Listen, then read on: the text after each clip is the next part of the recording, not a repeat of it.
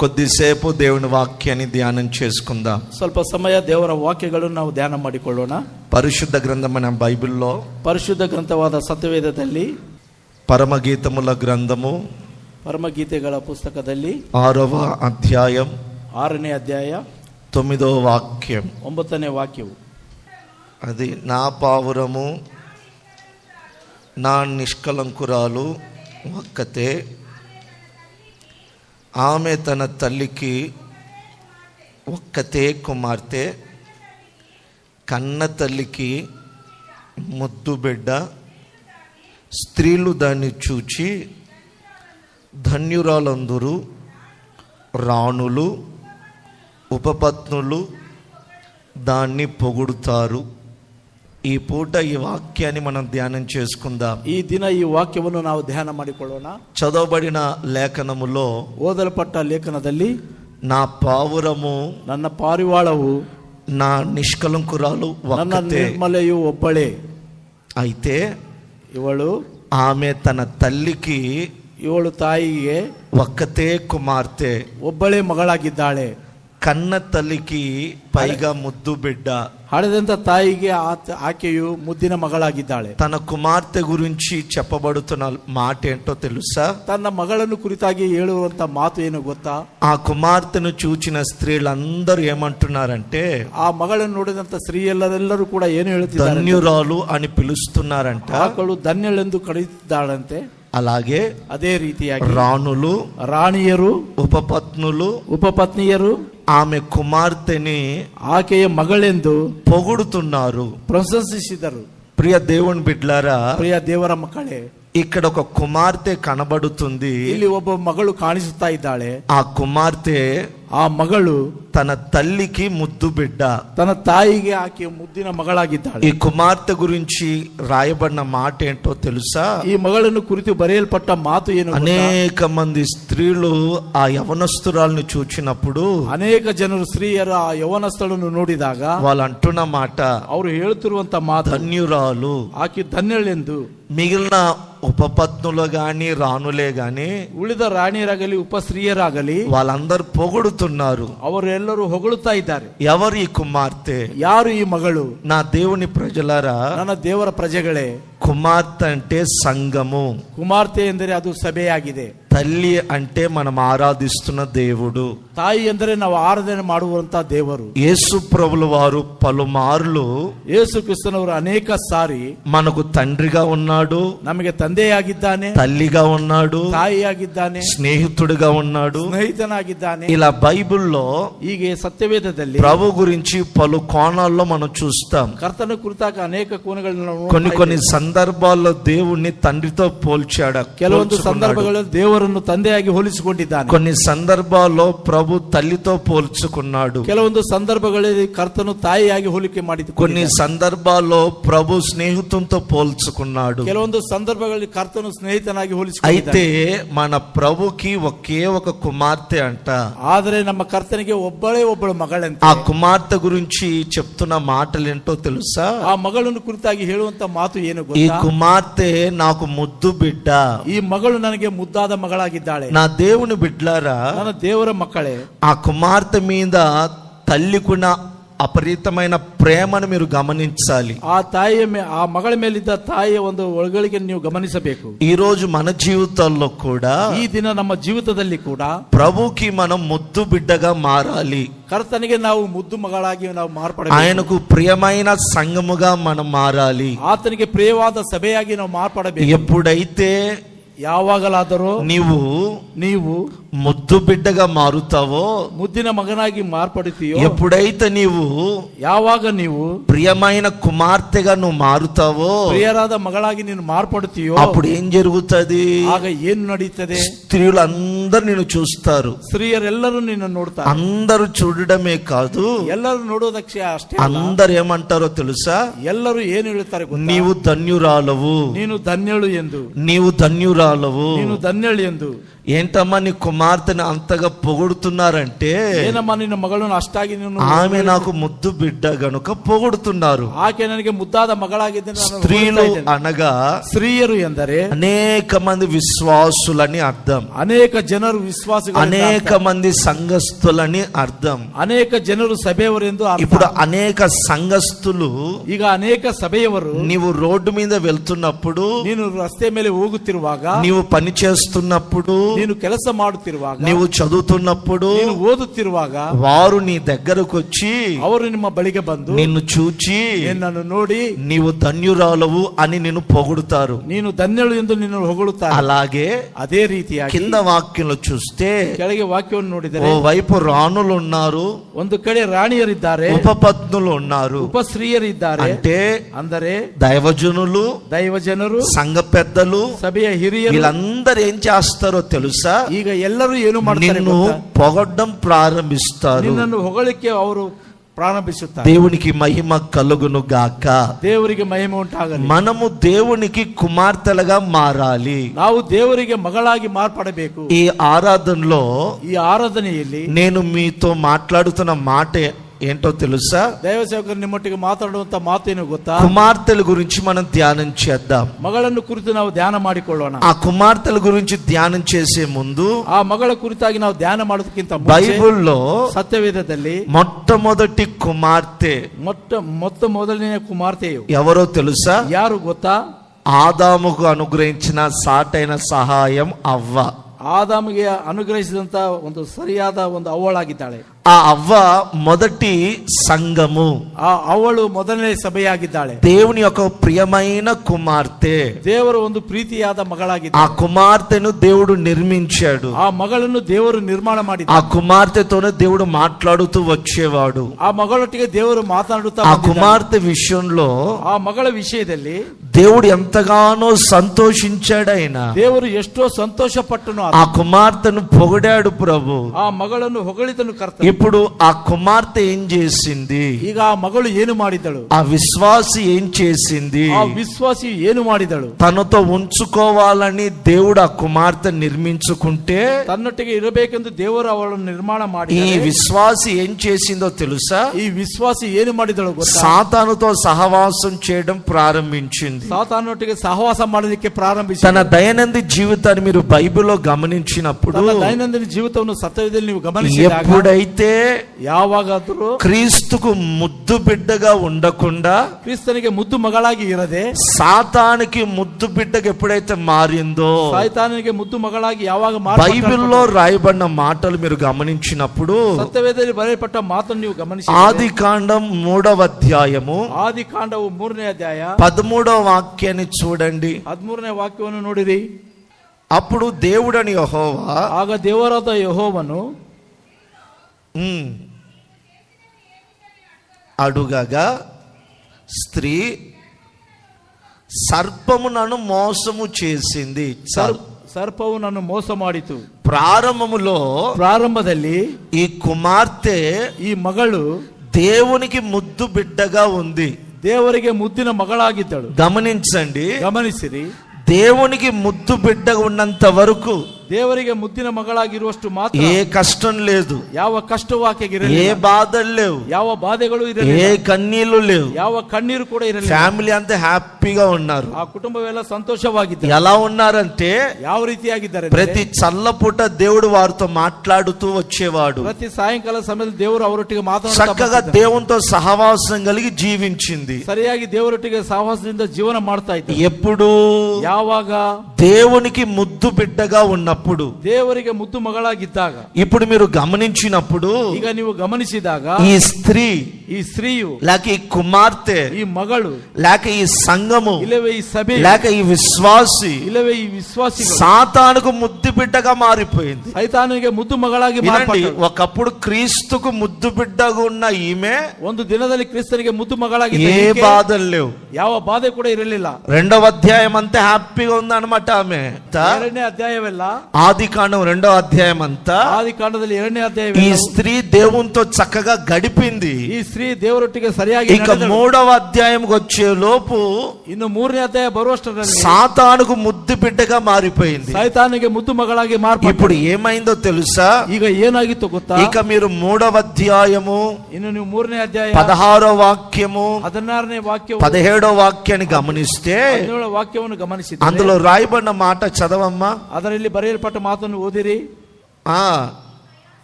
నీ ప్రయాసమును నీకు వేదన మిక్కిలి హెచ్చించెదను. ఇప్పుడు ఆమె జీవితంలో వేదన ప్రారంభమైంది. ಈಗ ಆಕೆ ಜೀವಿತದಲ್ಲಿ ವೇದನೆಗಳು ಪ್ರಾರಂಭವಾದವು. దేవునికి ముద్దు బిడ్డగా ఉన్నప్పుడు వేదన లేవు. ದೇವರಿಗೆ ಮುದ್ದು ಮಗಳಾಗಿದ್ದಾಗ ವೇದನೆಗಳು ಇರಲಿಲ್ಲ. ಗಮನಿಸಿರಿ, దేవునికి ముద్దు బిడ్డగా ఉన్నప్పుడు ದೇವರಿಗೆ ಮುದ್ದು ಮಗಳಾಗಿದ್ದಾಗ వేదన లేవు. ಆಕೆಗೆ ಏನು ಕಷ್ಟಗಳಿರಲಿಲ್ಲ. ఎప్పుడైతే సాతానుకు ముద్దు బిడ్డగా మారిపోయిందో, ಯಾವಾಗ ಸೈತಾನಿಗೆ ಮುದ್ದು ಮಗಳಾಗಿ ఇప్పుడు ಮಾರ್ಪಟ್ಟಳು, ఆమెకు వేదన స్టార్ట్ అయింది. ಈಗ ಆಕೆಗೆ ತೊಂದರೆಗಳು ಪ್ರಾರಂಭವಾದವು. కుటుంబాలను మీరు గమనించండి. ಕುಟುಂಬವನ್ನು ನೀವು ಗಮನಿಸಿರಿ. వేదనలు ఎందుకు వెంటాడుతున్నాయి నీలో? ಕಷ್ಟಗಳು ಯಾಕೆ ನಿಮ್ಮಲ್ಲಿ ಬರುತ್ತಾ ಇವೆ? జనులు నిన్ను ఎందుకు పొగట్టం లేదు? ಜನರು ನಿಮ್ಮನ್ನು ಯಾಕೆ ವೆಚ್ಚಿಸುತ್ತಾ ಇಲ್ಲ?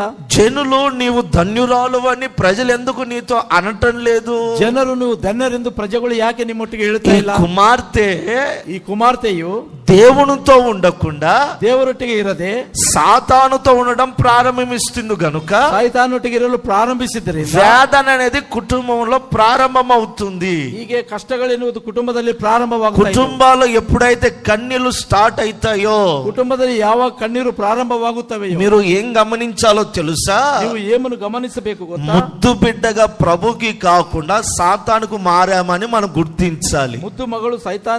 ಮುದ್ದು ಮಗಳು ದೇವರಾಗಿರದೆ ಸೈತಾನಿಗೆ ಆಕೆ ಮುದ್ದು ಮಗಳಾಗಿದ್ದಳು. మనలో ఏదైనా ఫాల్ట్ ఉన్నాయి అనుకో, ನಮ್ಮಲ್ಲಿ ಏನಾದರೂ ತಪ್ಪಿದವೆ ಎಂದರೆ వాటిని ಅವುಗಳನ್ನು ఈ రోజు పరిశుద్ధాత్మ దేవుడు సరిదిద్దునుగాక. ಈ ದಿನ ಪರಿಶುದ್ಧಾತ್ಮ ದೇವರು ಅವುಗಳನ್ನು ಸರಿಪಡಿಸಲಿ. హల్లెలూయా, హల్లెలూయా. ఇప్పుడు నేను చెప్పేది ఏంటో తెలుసా? ಈಗ ನಾವು ಹೇಳುವುದು ಏನು ಗೊತ್ತಾ? ఆదాము అవ్వ ಆದಾಮ ಅವಳು హవ్వ దేవునికి కుమార్తెగా ఉన్నప్పుడు ಅವಳು ದೇವರಿಗೆ ಮಗಳಾಗಿದ್ದಾಗ బాధలు లేకుండా బ్రతికింది. ಆಕೆಗೆ ತೊಂದರೆ ಇಲ್ಲದೆ ಆಕೆ ಬದುಕಿದಳು. సాతానుతో ఎప్పుడైతే సహవాసం చేయడం ప్రారంభించిందో, ಸಾತಾನನೊಟ್ಟಿಗೆ ಯಾವಾಗ ಸೇವೆ ಮಾಡಲು ಪ್ರಾರಂಭಿಸಿದಳು, వేదన అనేది ఆమె జీవితాన్ని వెంటాడింది. ಆಕೆಗೆ ತೊಂದರೆ ಎನ್ನುವುದು ಆಕೆ ಜೀವಿತದಲ್ಲಿ. ప్రభు ఈ రోజు మనతో మాట్లాడుతున్న సందేశం ఏంటో తెలుసా? ಕರ್ತನು ಈ ದಿನ ನಮ್ಮೊಟ್ಟಿಗೆ ಮಾತಾಡುವಂತ ಸಂದೇಶ, నీవు దేవునికి ನೀವು ದೇವರಿಗೆ ముద్దు కుమార్తెగా నువ్వు మార్చబడుదువుగాక. ಮುದ್ದು ಮಗಳಾಗಿ ನೀನು ಮಾರ್ಪಡಿಸಿ. మనము దేవునికి ఎప్పుడైతే ముద్దు బిడ్డలుగా మారుతామో, ನಾವು ದೇವರಿಗೆ ಯಾವಾಗ ಮುದ್ದು ಮಗನಾಗಿ ನಾವು అప్పుడు ಮಾರ್ಪಡುತ್ತೇವೋ, అనేక సంఘస్థులందరూ వచ్చి ಆಗ ಅನೇಕ ಸಭೆಯವರು ಎಲ್ಲರೂ మన ಬಂದು విశ్వాసులను చూచి, ನಮ್ಮ ವಿಶ್ವಾಸಿಗಳನ್ನು ನೋಡಿ, ఓ వైపు కొందరు ధన్యురాలు అంటారు, ಕೆಲವು ಜನರು ಧನ್ಯರೆಂದು ಹೇಳುತ್ತಾರೆ, కొందరు వచ్చి మనల్ని పొగుడుతారు. ಕೆಲವರು ಬಂದು ನಮ್ಮನ್ನು ఏమని పొగుడుతారు? ಏನೆಂದು ಹೆಚ್ಚಿಸುತ್ತಾರೆ, ఏమని ధన్యురాలు అంటారు? ಏನೆಂದು ಧನ್ಯಳೆಂದು ಹೇಳುತ್ತಾಳೆ. నీవు దేవుని ద్వారా దీవించబడ్డావు. ನೀವು ದೇವರಿಂದ ಆಶೀರ್ವದಿಸಲ್ಪಟ್ಟಿದ್ದೀರಾ. ఒకప్పుడు నీ దగ్గర కొంచెమే ఉంది, ಒಂದು ಸಾರಿ ನಿನ್ನ ಬಳಿ ಸ್ವಲ್ಪವೇ ಇದೆ. ఇప్పుడు దేవుని ద్వారా నువ్వు దీవించబడ్డావు. ಈಗ ದೇವರಿಂದ ಆಶೀರ್ವದಿಸಲ್ಪಟ್ಟಿದ್ದೀರಾ. పిల్లల్లో దేవుడు నిన్ను దీవించాడు. ದೇವರು ನಿಮ್ಮನ್ನು ಆಶೀರ್ವದಿಸಿದ್ದಾನೆ. నీ భర్త చేతి పని దేవుడు దీవించాడు. ನಿಮ್ಮ ಗಂಡನ ಕೈ ಕೆಲಸವನ್ನು ದೇವರು అనేక మంది వచ్చి ಅನೇಕ ಜನರು ಬಂದು నిన్ను పొగుడుతారు, ನಿಮ್ಮನ್ನು ಹೆಚ್ಚಿಸುತ್ತಾರೆ, నీవు ధన్యురాలు అంటారు. ನೀವು ಧನ್ಯಳೆಂದು ಹೇಳುತ್ತಾರೆ. దేవుని ద్వారా దీవించబడిన సంఘమని, ದೇವರಿಂದ ಆಶೀರ್ವದಿಸಲ್ಪಟ್ಟ ಸಭೆ మన సంఘాన్ని గురించి అనేక మంది ఈ రోజు పొగుడుదురుగాక. ನಮ್ಮ ಸಭೆಯನ್ನು ಕುರಿತು ಅನೇಕ ಜನ ಈ ದಿನ ಹೆಚ್ಚಿಸಲಿ. బైబిల్లో ಸತ್ಯವೇದದಲ್ಲಿ కొందరు కుమార్తెలు ఎలా ఉన్నారో నేర్చుకుందాం. ಕೆಲವು ಮಕ್ಕಳು ಯಾವ ರೀತಿಯಾಗಿದ್ದಾರೆ ಕಲಿತುಕೊಳ್ಳೋಣ. కుమార్తెలు అంటే నేను ముందుగానే చెప్పాను, ಕುಮಾರ್ತೆ ಎಂದರೆ ನಾನು ಮೊದಲೇ ಹೇಳಿದ್ದೇನೆ, సంఘమని, ಸಭೆ ಎಂದು, విశ్వాసి అని. ವಿಶ್ವಾಸಿಗಳೆಂದು. తల్లి అంటే కూడా నేను మీకు చెప్పాను, ತಾಯಿ ಎಂದರೆ ಕೂಡ ನಾನು ನಿಮಗೆ మనం ಹೇಳಿದ್ದೇನೆ. ఆరాధిస్తున్న దేవుడని. ನಾವು ಆರಾಧನೆ ಮಾಡುವಂತ ದೇವರು. అనేక మంది స్త్రీలు అంటే కూడా నేను చెప్పా, ಅನೇಕ ಜನರು ಸ್ತ್ರೀ ಅಂದರು ಕೂಡ అనేక ನಾನು మంది ಹೇಳಿದ್ದೇನೆ. సంఘస్థులు అని. ಅನೇಕ ಜನರು ಸಭೆಯವರು, రాణులు ఉపపత్నులు అంటే కూడా చెప్పా, ರಾಣಿಯರು ಪರಸ್ತ್ರೀ ಎಂದರು ಕೂಡ ಹೇಳಿದ್ದಾರೆ. పాస్టర్లు సంఘ పెద్దలని, ದೈವ ಸೇವಕರು ಮತ್ತು ಸಭೆ ಹಿರಿಯರು వీళ్ళందరూ వచ్చి ಇವರೆಲ್ಲರೂ ಬಂದು నిన్ను పొగిడి ನಿನ್ನನ್ನು ಹೆಚ್ಚಿಸಿ ధన్యురాలు అంటారు. ಧನ್ಯರು ಎಂದು ಹೇಳುತ್ತಾರೆ. అయితే ಆದರೆ వాళ్ళందరూ ಅವರೆಲ್ಲರೂ ఆ కన్యకలో ఏం చూశారు, ಆ ಕನ್ನಿಕೆಯಲ್ಲಿ ಏನು ನೋಡಿದ್ದಾರೆ, ఆ కుమార్తెలో వాళ్ళు ఏం చూశారు, ಆ ಮಗಳೆಲ್ಲ ಅವರು ಏನನ್ನು ನೋಡಿದ್ದಾರೆ, ఎందుకు వీళ్ళు ఇలాగ పొగుడుతున్నారు, ఘనపరుస్తున్నారు, ಯಾಕೆ ಇವರು ಈ ರೀತಿಯಾಗಿ ಹೆಚ್ಚಿಸುತ್ತಾ ಇದ್ದಾರೆ, వాళ్ళలో ಘನಪಡಿಸುತ್ತಾ వీళ్ళకి ಇದ್ದಾರೆ? ఏం నచ్చింది ಅವರಲ್ಲಿ ಇವರು ಏನು ಕಂಡಿದ್ದಾರೆ అని బైబిల్లో కొన్ని విషయాలు నేను చదివినప్పుడు ಸತ್ಯವೇದದಲ್ಲಿ ಕೆಲವು ವಿಷಯ ದೈವಸೇವಕರು దేవుడు నాకు కొన్ని విషయాలను బయలుపరిచాడు. ದೇವರು ಕೆಲವೊಂದು ವಿಷಯಗಳನ್ನು ಅವರು ಬಯಲು ಮಾಡಿದ್ದಾರೆ. బైబిల్లో అనేక మంది కుమార్తెలు ఉన్నారు, ಸತ್ಯವೇದದಲ್ಲಿ ಅನೇಕ ಜನರು ಮಕ್ಕಳಿದ್ದಾರೆ. కొందరు కుమార్తెలేమో ಕೆಲವು ಜನರು ಮಕ್ಕಳೇನೋ కుటుంబాన్ని సంతోష పెట్టేవారు కొందరైతే, ಕುಟುಂಬವನ್ನು ಸಂತೋಷ ಪಡು ಇರುವರು మరి కొందరు కుమార్తెలు ಇನ್ನು ಕೆಲವು ಕುಮಾರ್ತೆಯರು సంఘానికి కుటుంబానికి వేదన కలిగించే విధంగా కొందరున్నారు. ಸಭೆಗೆ ಮತ್ತು ಕುಟುಂಬಕ್ಕೆ ವೇದನೆ ಉಂಟು ಮಾಡುವಂತ ಕೆಲವು ಜನರಿದ್ದಾರೆ. అయితే ಆದರೆ ఈ రోజు ప్రభు మనతో చెప్తున్న మాట, ಈ ದಿನ ಕರ್ತನ ನಮ್ಮೊಟ್ಟಿಗೆ ಹೇಳುವಂತ ಮಾತು, ప్రయోజనకరమైన కుమార్తెలు కొందరున్నారు. ಪ್ರಯೋಜನಕರವಾದಂತ ಮಕ್ಕಳು ಕೆಲವು ಜನ ఆ ಇದ್ದಾರೆ. కుమార్తెలు ఎవరో మనం చూద్దాం, ಅವರು ಮಕ್ಕಳು ಯಾರು ನಾವು ನೋಡೋಣ, వారిలో ఏ లక్షణాలు ఉన్నాయో చూద్దాం. ಅವರಲ್ಲಿ ಯಾವ ಲಕ್ಷಣಗಳಿವೆ ನಾವು అటువంటి ನೋಡೋಣ. లక్షణాలు ఈ రోజు మనలో ఉన్నట్లయితే ಅಂತ ಲಕ್ಷಣಗಳು ಈ ದಿನ ನಮ್ಮಲ್ಲಿ ಇರುವುದಾದರೆ నీవు దేవునికి ముద్దు బిడ్డగా మారుతావు. ನೀವು ದೇವರಿಗೆ ಮುದ್ದಾದ ಮಗಳಾಗಿ అనేక మంది వచ్చి నిన్ను పొగుడుతారు. ಅನೇಕ ಜನರು ಬಂದು ನಿಮ್ಮನ್ನು ఈ ಹೆಚ್ಚಿಸುತ್ತಾರೆ. కుమార్తెల్లో ఏం చూశాడు ఆయన? ಈ మಗಳಲ್ಲಿ ಏನ್ ನೋಡಿದ್ದಾರೆ ಅವರು? మొట్టమొదటిగా మీరు బైబిల్లో చూస్తారు, ಮೊದಲನೇದಾಗಿ ನೀವು ಸತ್ಯವೇದದಲ್ಲಿ ನೋಡ್ತೀರಾ, యెషయా ప్రవచన గ్రంథం ಯೆಶಾಯನು ಬರೆದ ಪ್ರವಾದನೆ ಗ್ರಂಥವು 61వ అధ్యాయం 61ನೇ ಅಧ್ಯಾಯ 10వ వాక్యం. 10ನೇ ವಾಕ್ಯವು, ఆభరణములతో అలంకరించుకొనిన పెళ్లి కుమార్తె రీతిగాను. చాలు, ఇక్కడ ఒక స్త్రీ ఉన్నారు, ಇಲ್ಲಿ ಒಬ್ಬ ಸ್ತ್ರೀಯರಿದ್ದಾರೆ, ఓ కుమార్తె ఉంది, ಒಬ್ಬ ಮಗಳಿದ್ದಾಳೆ, ఓ సంఘం ఉంది. ಒಂದು ಸಭೆ ಇದೆ. ఈ సంఘం అంట ಈ ಸಭೆಯಂತೆ ఆభరణాలతో ధరించుకొని ఉన్నారు. ಆಭರಣಗಳಿಂದ ಅಲಂಕರಿಸಿಕೊಂಡಿದ್ದಾರೆ. ఆభరణాలు ధరించిందంటే ఈ సంఘం. ಆಭರಣಗಳನ್ನು ಅಲಂಕರಿಸಿಕೊಂಡಿದೆ ಈ ಸಭೆ. ఇప్పుడు స్త్రీలు పొగుడుతున్నారంటే, ಈಗ ಸ್ತ್ರೀಯರು ಹೊಗಳುತ್ತಾರೆಂದರೆ, రాణులు ఉపపత్నులు ధన్యురాలు అంటున్నారంటే, ರಾಣಿಯರು ಉಪಸ್ತ್ರೀಯರು ಹೇಳುತ್ತಿದ್ದಾರೆಂದರೆ ఎందుకో తెలుసా? ಯಾಕೆ ಗೊತ್ತಾ? ఆ తల్లికి అనుగ్రహించిన కుమార్తె ಆ ತಾಯಿಗೆ ಅನುಗ್ರಹಿಸಿದಂತ ಮಗಳು ఆభరణాలు ధరించుకుంది. ಆಭರಣಗಳಿಂದ ಅಲಂಕರಿಸಿಕೊಂಡಿದ್ದಾಳೆ. ఏంటి ఆభరణాలు? ಏನು ಈ ಆಭರಣಗಳೆಂದರೆ? ఈ ఆభరణాల గురించి నేను బైబిల్లో చూసినప్పుడు ಈ ಆಭರಣಗಳ ಕುರಿತು ಸತ್ಯವೇದದಲ್ಲಿ ಅಣ್ಣನವರು ನೋಡಿದಾಗ 29వ కీర్తన 29ನೇ ಕೀರ್ತನೆ 2వ చరణం 2ನೇ ವಚನವು నోట్ చేయండి. ప్రతిష్ఠితమగు ఆభరణాలు ధరించుకొని ఆయన ఎదుట సాగిల పడండి. ఏ ఆభరణాలు అంటే ఇవి? ಯಾವ ಆಭರಣಗಳಂತೆ ಇವು? ప్రతిష్ఠించబడిన ఆభరణాలు, ಪರಿಶುದ್ಧ ಎಂಬ ಆಭರಣಗಳು.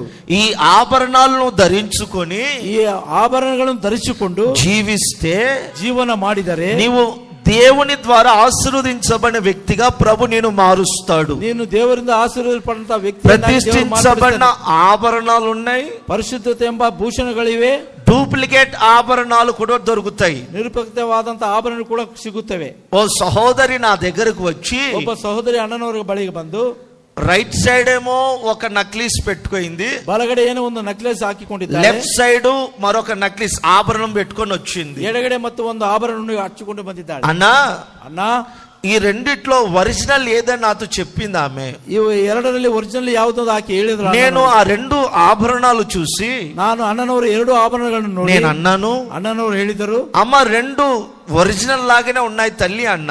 ಅಮ್ಮ ಎರಡು ಕೂಡ ಒರಿಜಿನಲ್ ಆಗಿ ಕಾಣಿಸ್ತಾ ಇವೆ ತಾಯಿ. అప్పుడు ఆ సహోదరి నవ్వి, ಆಗ ಸಹೋದರಿ ನಂಬಿ, అన్న మీరు పొరపడుతున్నారు, ಅಣ್ಣ ನೀವು ತಪ್ಪು ಹೇಳ್ತಾ ಇದ್ದೀರಾ, బాగా గమనించండి అని చెప్పింది. ಚೆನ್ನಾಗಿ ಗಮನಿಸಿರಿ ಅಂತ ಹೇಳಿದ್ದಾರೆ. నేను ఎంత గమనించినా నాకు వ్యత్యాసం కనబడటం లేదు. ಅಣ್ಣನವರು ಎಷ್ಟು ಗಮನಿಸಿದ್ರು ಅದರ ವ್ಯತ್ಯಾಸ ಏನು ಕಾಣುತ್ತಾ ఇప్పుడు ಇಲ್ಲ. ఆ సహోదరి అన్నమాట, ಆಗ ಆ ಸಹೋದರಿ ಹೇಳಿದ ಮಾತು, నా కుడి చేతిలో ఉన్న ఆభరణం ఒరిజినల్, ನನ್ನ ಬಲಗಡೆ ಇರುವಂತ ಆಭರಣ ಅದು ಸರಿಯಾಗಿದ್ದು, నా ఎడమ చేతుల ఆభరణం డూప్లికేట్, ನನ್ನ ಎಡಗಡೆದಂತ ಆಭರಣ ಅದು ಡೂಪ್ಲಿಕೇಟ್ ಆಗಿದೆ. రైట్ సైడ్ లో ఉండేది ప్రతిష్ఠించబడిన ఆభరణం, ಬಲಭಾಗದಲ್ಲಿರುವಂತಹ ಪರಿಶೀಲಿಸಲ್ಪಟ್ಟ ಆಭರಣವಾಗಿದೆ. లెఫ్ట్ సైడ్ లో ఉండేది ಎಡಗಡೆ ಇದ್ದದ್ದು అది డూప్లికేట్. ಅದು ಡೂಪ್ಲಿಕೇಟ್ ಆಗಿದೆ. మార్కెట్ లో ಮಾರ್ಕೆಟ್ ನಲ್ಲಿ ఒరిజినల్ కి కాపీగా డూప్లికేట్ కూడా అమ్ముతారు. ಅದು ಒರಿಜಿನಲ್ ಗೆ ಸರಿಯಾಗಿ ಡೂಪ್ಲಿಕೇಟ್ ಅನ್ನು ಕೂಡ ಮಾರುತ್ತಾರೆ. దేవుడు కోరుకుండేది ఏంటో తెలుసా? ದೇವರು ಕೇಳಿಕೊಳ್ಳುವುದು ಏನು ಗೊತ್ತಾ? నాకు డూప్లికేట్ అవసరం లేదు, ನನಗೆ ಡೂಪ್ಲಿಕೇಟ್ ಅವಶ್ಯಕತೆ ಇಲ್ಲ, నాకు ప్రతిష్ఠించబడిన ఆభరణాలే మీరు ధరించుకోవాలి. ನನಗೆ ಪ್ರತಿಸಲ್ಪಟ್ಟ ಆಭರಣವನ್ನೇ ನೀನು ఆ ఆభరణాలు ధరించుకొని ಆ ಆಭರಣಗಳನ್ನು ನೀವು ಧರಿಸಿಕೊಂಡು నా ఎదుట నువ్వు సాగిలపడాలి. ನನ್ನ ಮುಂದೆ ನೀನು ಸಾಗಿಲ ಪಡಬೇಕು. ఓ సహోదరికి, ಒಬ್ಬ ಸಹೋದರಿಗೆ బంగారం అంటే అమితమైన ప్రేమ. ಬಂಗಾರವೆಂದರೆ ಬಹಳ ಇಷ್ಟವಾದಂತ ಪ್ರೀತಿ. అయితే ఆమె పరుగు పందెములో ఎప్పుడు ఫస్ట్ వచ్చేదన్నమాట. ಆಕೆ ಓಡುವುದರಲ್ಲಿ ಯಾವಾಗಲೂ ಮೊದಲನೇ ಸ್ಥಾನ ಬರ್ತಾ ಇದ್ದಾಳು. ఆ ప్రాంతంలో ఆ సహోదరుని ఓడుగొట్టిన వాళ్ళు పుట్టలేదు. ಆ ಪ್ರಾಂತದಲ್ಲಿ ಆಕೆಯನ್ನು ಸೋಲಿಸುವವರು ಯಾರು ಹುಟ್ಟಲಿಲ್ಲ. అయితే ఒక వ్యక్తికి, ಆದರೆ ಒಬ್ಬ ವ್ಯಕ್ತಿಗೆ ఈమె వీక్నెస్ బాగా తెలుసుకొని ಈಗ ವೀಕ್ನೆಸ್ ಏನೆಂದು ಸರಿಯಾಗಿ ತಿಳಿದುಕೊಂಡು పోటీకి ముందుకు వచ్చాడనమాట. ಹೋರಾಟಕ್ಕಿಂತ ಮುಂಚೆ ಬಂದನು. ఆ సహోదరి అతని వైపు చూస్తూ, ಆ ಸೋದರಿ ಆತನೊಟ್ಟಿಗೆ ನೋಡುತ್ತಾ, నీలాంటి వాళ్ళని ఎంతో మంది నేను ఓడించాను బాబు, ನಿನ್ನಂತರನ್ನು ಎಷ್ಟೋ ಜನನ್ನು ಸೋಲಿಸಿದ್ದೇನೆ ಬಾಬು, చిట్టకలో నేను ఓడిస్తానని ನಾನು చెప్పింది. ನಿನ್ನನ್ನು ಸೋಲಿಸುತ್ತೇನೆ ಎಂದು ಹೇಳಿದಳು. ఈ పరుగు పందెపు ట్రాక్ లో ఇద్దరు నిలబడ్డారు. ಈ ಹೋರಾಟ ಪಂದ್ಯದಲ್ಲಿ ಅವರು ಸರಿಯಾಗಿ ನಿಂತುಕೊಂಡಿದ್ದರು. ఎప్పుడైతే 1 2 3 అని విజిలేశారో, ಯಾವಾಗ 1 2 3 ಅಂತ ವಿಸಿಲ್ ಹಾಕಿದರೋ, ఈ సహోదరి అమితమైన వేగముతో పరిగెత్తడం ప్రారంభించింది. ಈ ಸೋದರ ಅತಿ ವೇಗದಿಂದ ಓಡಲು ಪ್ರಾರಂಭಿಸಿದಳು. ఈ వ్యక్తి మట్టుకు నిదానంగా వెళ్తున్నాడు. ಈ ವ್ಯಕ್ತಿ ನಿಧಾನವಾಗಿ ಹೋಗ್ತಾ ಇದ್ದಾನೆ. అందరు అనుకుంటున్నారు ఆ స్టేడియంలో, ಎಲ್ಲರೂ ಆ ಸ್ಟೇಡಿಯಂ ನಲ್ಲಿ ಹೇಳಿಕೊಳ್ತಾ ಇದ್ದರು, ఈ రోజు వీడు పని అయిపోయినట్టే, ಈ ದಿನ ಇವರ ಕೆಲಸ ಮುಗಿದು ಹೋದ ಹಾಗೆ ఈ సహోదరి గెలుస్తది. ಈ ಸಹೋದರಿ ಗೆಲ್ಲುತ್ತಾಳೆ. పరిగెత్తుతుందండి ఆమె. ಓಡುತ್ತಾ ಇದ್ದಾಳು ಆಕೆಯು.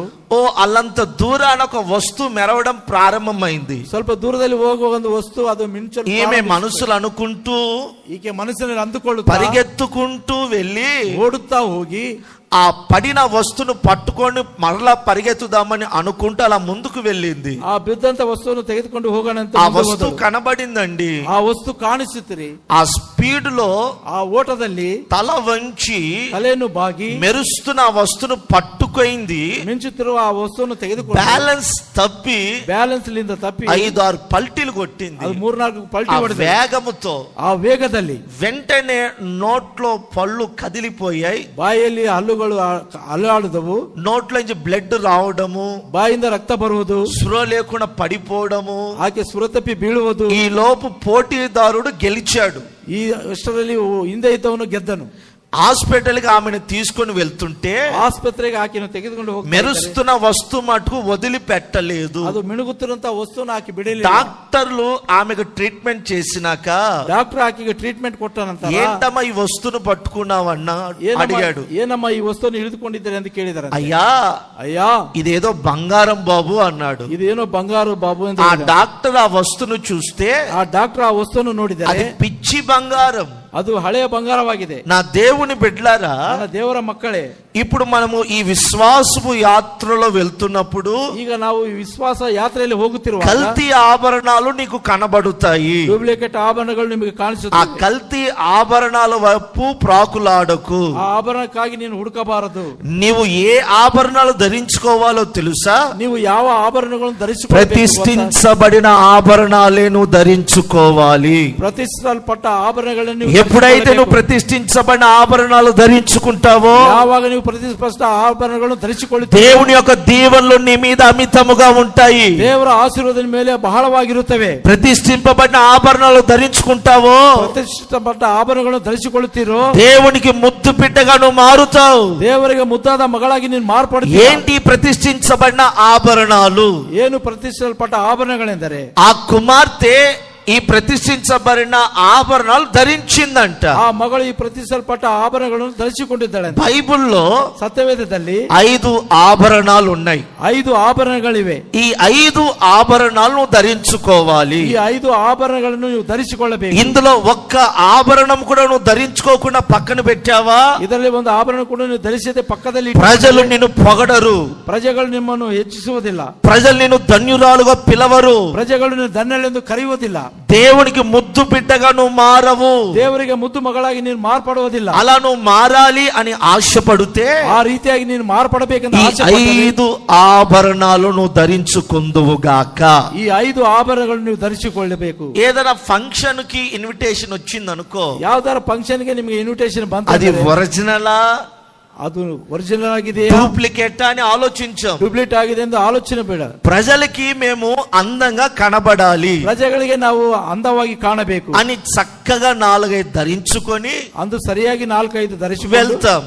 ಹೋಗುತ್ತಾರೆ. దేవుడిచ్చిన ఆభరణాలు ధరించుకొని వెళ్తారు. ದೇವರು ಕೊಟ್ಟ ಆಭರಣಗಳನ್ನು ಧರಿಸಿಕೊಂಡು నా ಹೋಗುತ್ತಾರೆ. దేవుని బిడలారా, ನನ್ನ ದೇವರ ಮಕ್ಕಳೇ, ఓ మనుషులకు ఆకర్షణీయంగా ఉండుటకు ಒಬ್ಬ ಮನುಷ್ಯನಿಗೆ ಆಕರ್ಷಣೆగా ಇರುವುದಕ್ಕೆ దేవుడు నీకు ఇచ్చిన ఆభరణాలు అది ఒరిజినల్ అయినా ದೇವರನ್ನು ಕೊಟ್ಟ ಆಭರಣಗಳು ಅವು ಸತ್ಯವಾಗಿದ್ದವು, డూప్లికేట్ అయినా ಡೂಪ್ಲಿಕೇಟ್ ಆಗಿದ್ದರು ధరించుకొని వెళ్తాం. ಧರಿಸಿಕೊಂಡು ಹೋಗುತ್ತೇವೆ. అయితే ಆದರೆ మనం ఆరాధిస్తున్న దేవుడు ನಾವು ಆರಾಧನೆ ಮಾಡುವಂತ మనకు ದೇವರು తల్లిగాను, ನಮಗೆ ತಾಯಿಯಾಗಿ, తండ్రిగాను, ತಂದೆಯಾಗಿ, స్నేహితునిగాను ಸ್ನೇಹಿತನಾಗಿ మన కొరకు ఎదురు చూస్తున్నాడు. ఆయన ನಮಗಾಗಿ ಎದುರು ನೋಡ್ತಾ ಇದ್ದಾನೆ. నా కుమార్తె వస్తది, ನನ್ನ ಮಗಳು ಬರುತ್ತಾಳೆ, నా ముద్దు బిడ్డ ನನ್ನ ముದ್ದಾದ మಗಳು అని మన ప్రభు మన కొరకు ఎదురు చూస్తున్నాడు. ನಮ್ಮ ಕರ್ತನ ನಮಗಾಗಿ ಎದುರು ఆయన ನೋಡ್ತಾ మన ಇದ್ದಾನೆ. కొరకు ఎదురు చూస్తున్నప్పుడు ಆತನು ನಮಗಾಗಿ ಎದುರು ನೋಡ್ತಿರುವಾಗ నీవు ప్రతిష్ఠించబడిన ఆభరణాలు ధరించుకొని వెళ్తే ನೀವು ಪ್ರತಿಷ್ಠಿಸಲ್ಪಟ್ಟ ಆಭರಣಗಳನ್ನು ఆయన ಧರಿಸಿಕೊಂಡು నిన్ను కౌగలించుకుంటాడు, ಆತನು ನಿನ್ನ ಅಪ್ಪಿಕೊಳ್ಳುತ್ತಾನೆ, నిన్ను ముద్దు పెట్టుకుంటాడు, ನಿನ್ನನಿಗೆ ಮುದ್ದಿಡುತ್ತಾನೆ,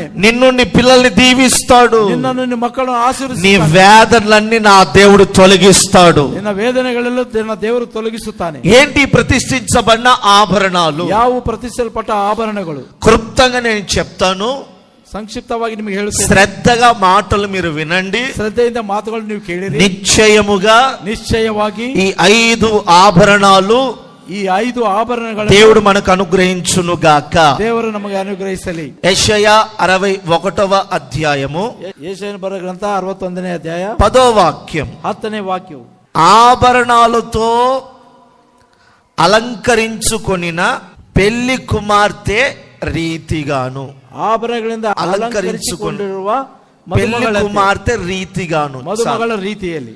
ఇప్పుడు ఎహెజ్కేల్ పుస్తకం ಈಗ ಎಜ್ಕೇಲ್ ಬರೆದ ಗ್ರಂಥ 16వ అధ్యాయం 16ನೇ ಅಧ್ಯಾಯ 11వ వాక్యాన్ని చూడండి. 11ನೇ ವಾಕ್ಯವನ್ನು ನೋಡೋಣ. ఆ పెళ్లి కుమార్తె ఏ ఆభరణాలు ధరించుకుందో మనకు కనబడుతుంది. ಆ ಮದುಮಗಳು ಯಾವ ಆಭರಣಗಳನ್ನು ಧರಿಸಿಕೊಂಡಿದ್ದಾಳೆ? 16వ అధ్యాయము 16ನೇ ಅಧ್ಯಾಯ 11వ వాక్యం 11ನೇ ವಾಕ್ಯವು. చూడండి, ఆభరణముల చేత మొదటి ఆభరణము, ಮೊದಲನೇ ಆಭರಣವು చేతులకు ಕೈಗಳಿಗೆ కడియము పెట్టి, రెండవ ఆభరణం పేరు, ಎರಡನೇ ಆಭರಣದ ಹೆಸರು మెడకు గొలుసు, ಕುತ್ತಿಗೆಗೆ ಒಂದು ಸರ, మూడవ ఆభరణం చదవక, మూడవది చెవులకు కమ్మలు, ಮೂರನೇದು ಕಿವಿಗೆ ಒಂದು, నాలుగవది ముక్కుకి, ನಾಲ್ಕನೇದು ಮೂಗಿಗೆ పోగులు, ఐదవది తలకు కిరీటము పెట్టి. ತಲೆಗೆ ಕಿರೀಟವನ್ನು ಇಟ್ಟು. ఏది అందరూ ఒకసారి చేతులు ఎత్తి బిగ్గరగా హల్లెలూయా చెప్దామా? హల్లెలూయా, హల్లెలూయా, హల్లెలూయా. ఎన్ని ఆభరణాలు మనకు కనబడుతున్నాయి ఇక్కడ? ಎಷ್ಟು ಆಭರಣಗಳು ನಮಗೆ ಇಲ್ಲಿ ಕಾಣಿಸುತ್ತಾ ಇವೆ? 5 ఆభరణాలు. 5 ಆಭರಣಗಳು. చెప్పండి, ఎన్ని ఆభరణాలు? ಎಷ್ಟು ಆಭರಣಗಳು ಕಾಣಿಸುತ್ತಾ చెప్పండి, ಇವೆ? ఎన్ని ఆభరణాలు? ಎಷ್ಟು? 5. 5. ఈ 5 ఆభరణాల్లో ಈ 5 ಆಭರಣಗಳಲ್ಲಿ మొట్టమొదటి ఆభరణము, ಮೊದಲನೇ ಆಭರಣವನ್ನು చేతులకు కడియము, ಕೈಗೆ ಒಂದು ಬಳೆಗಳು.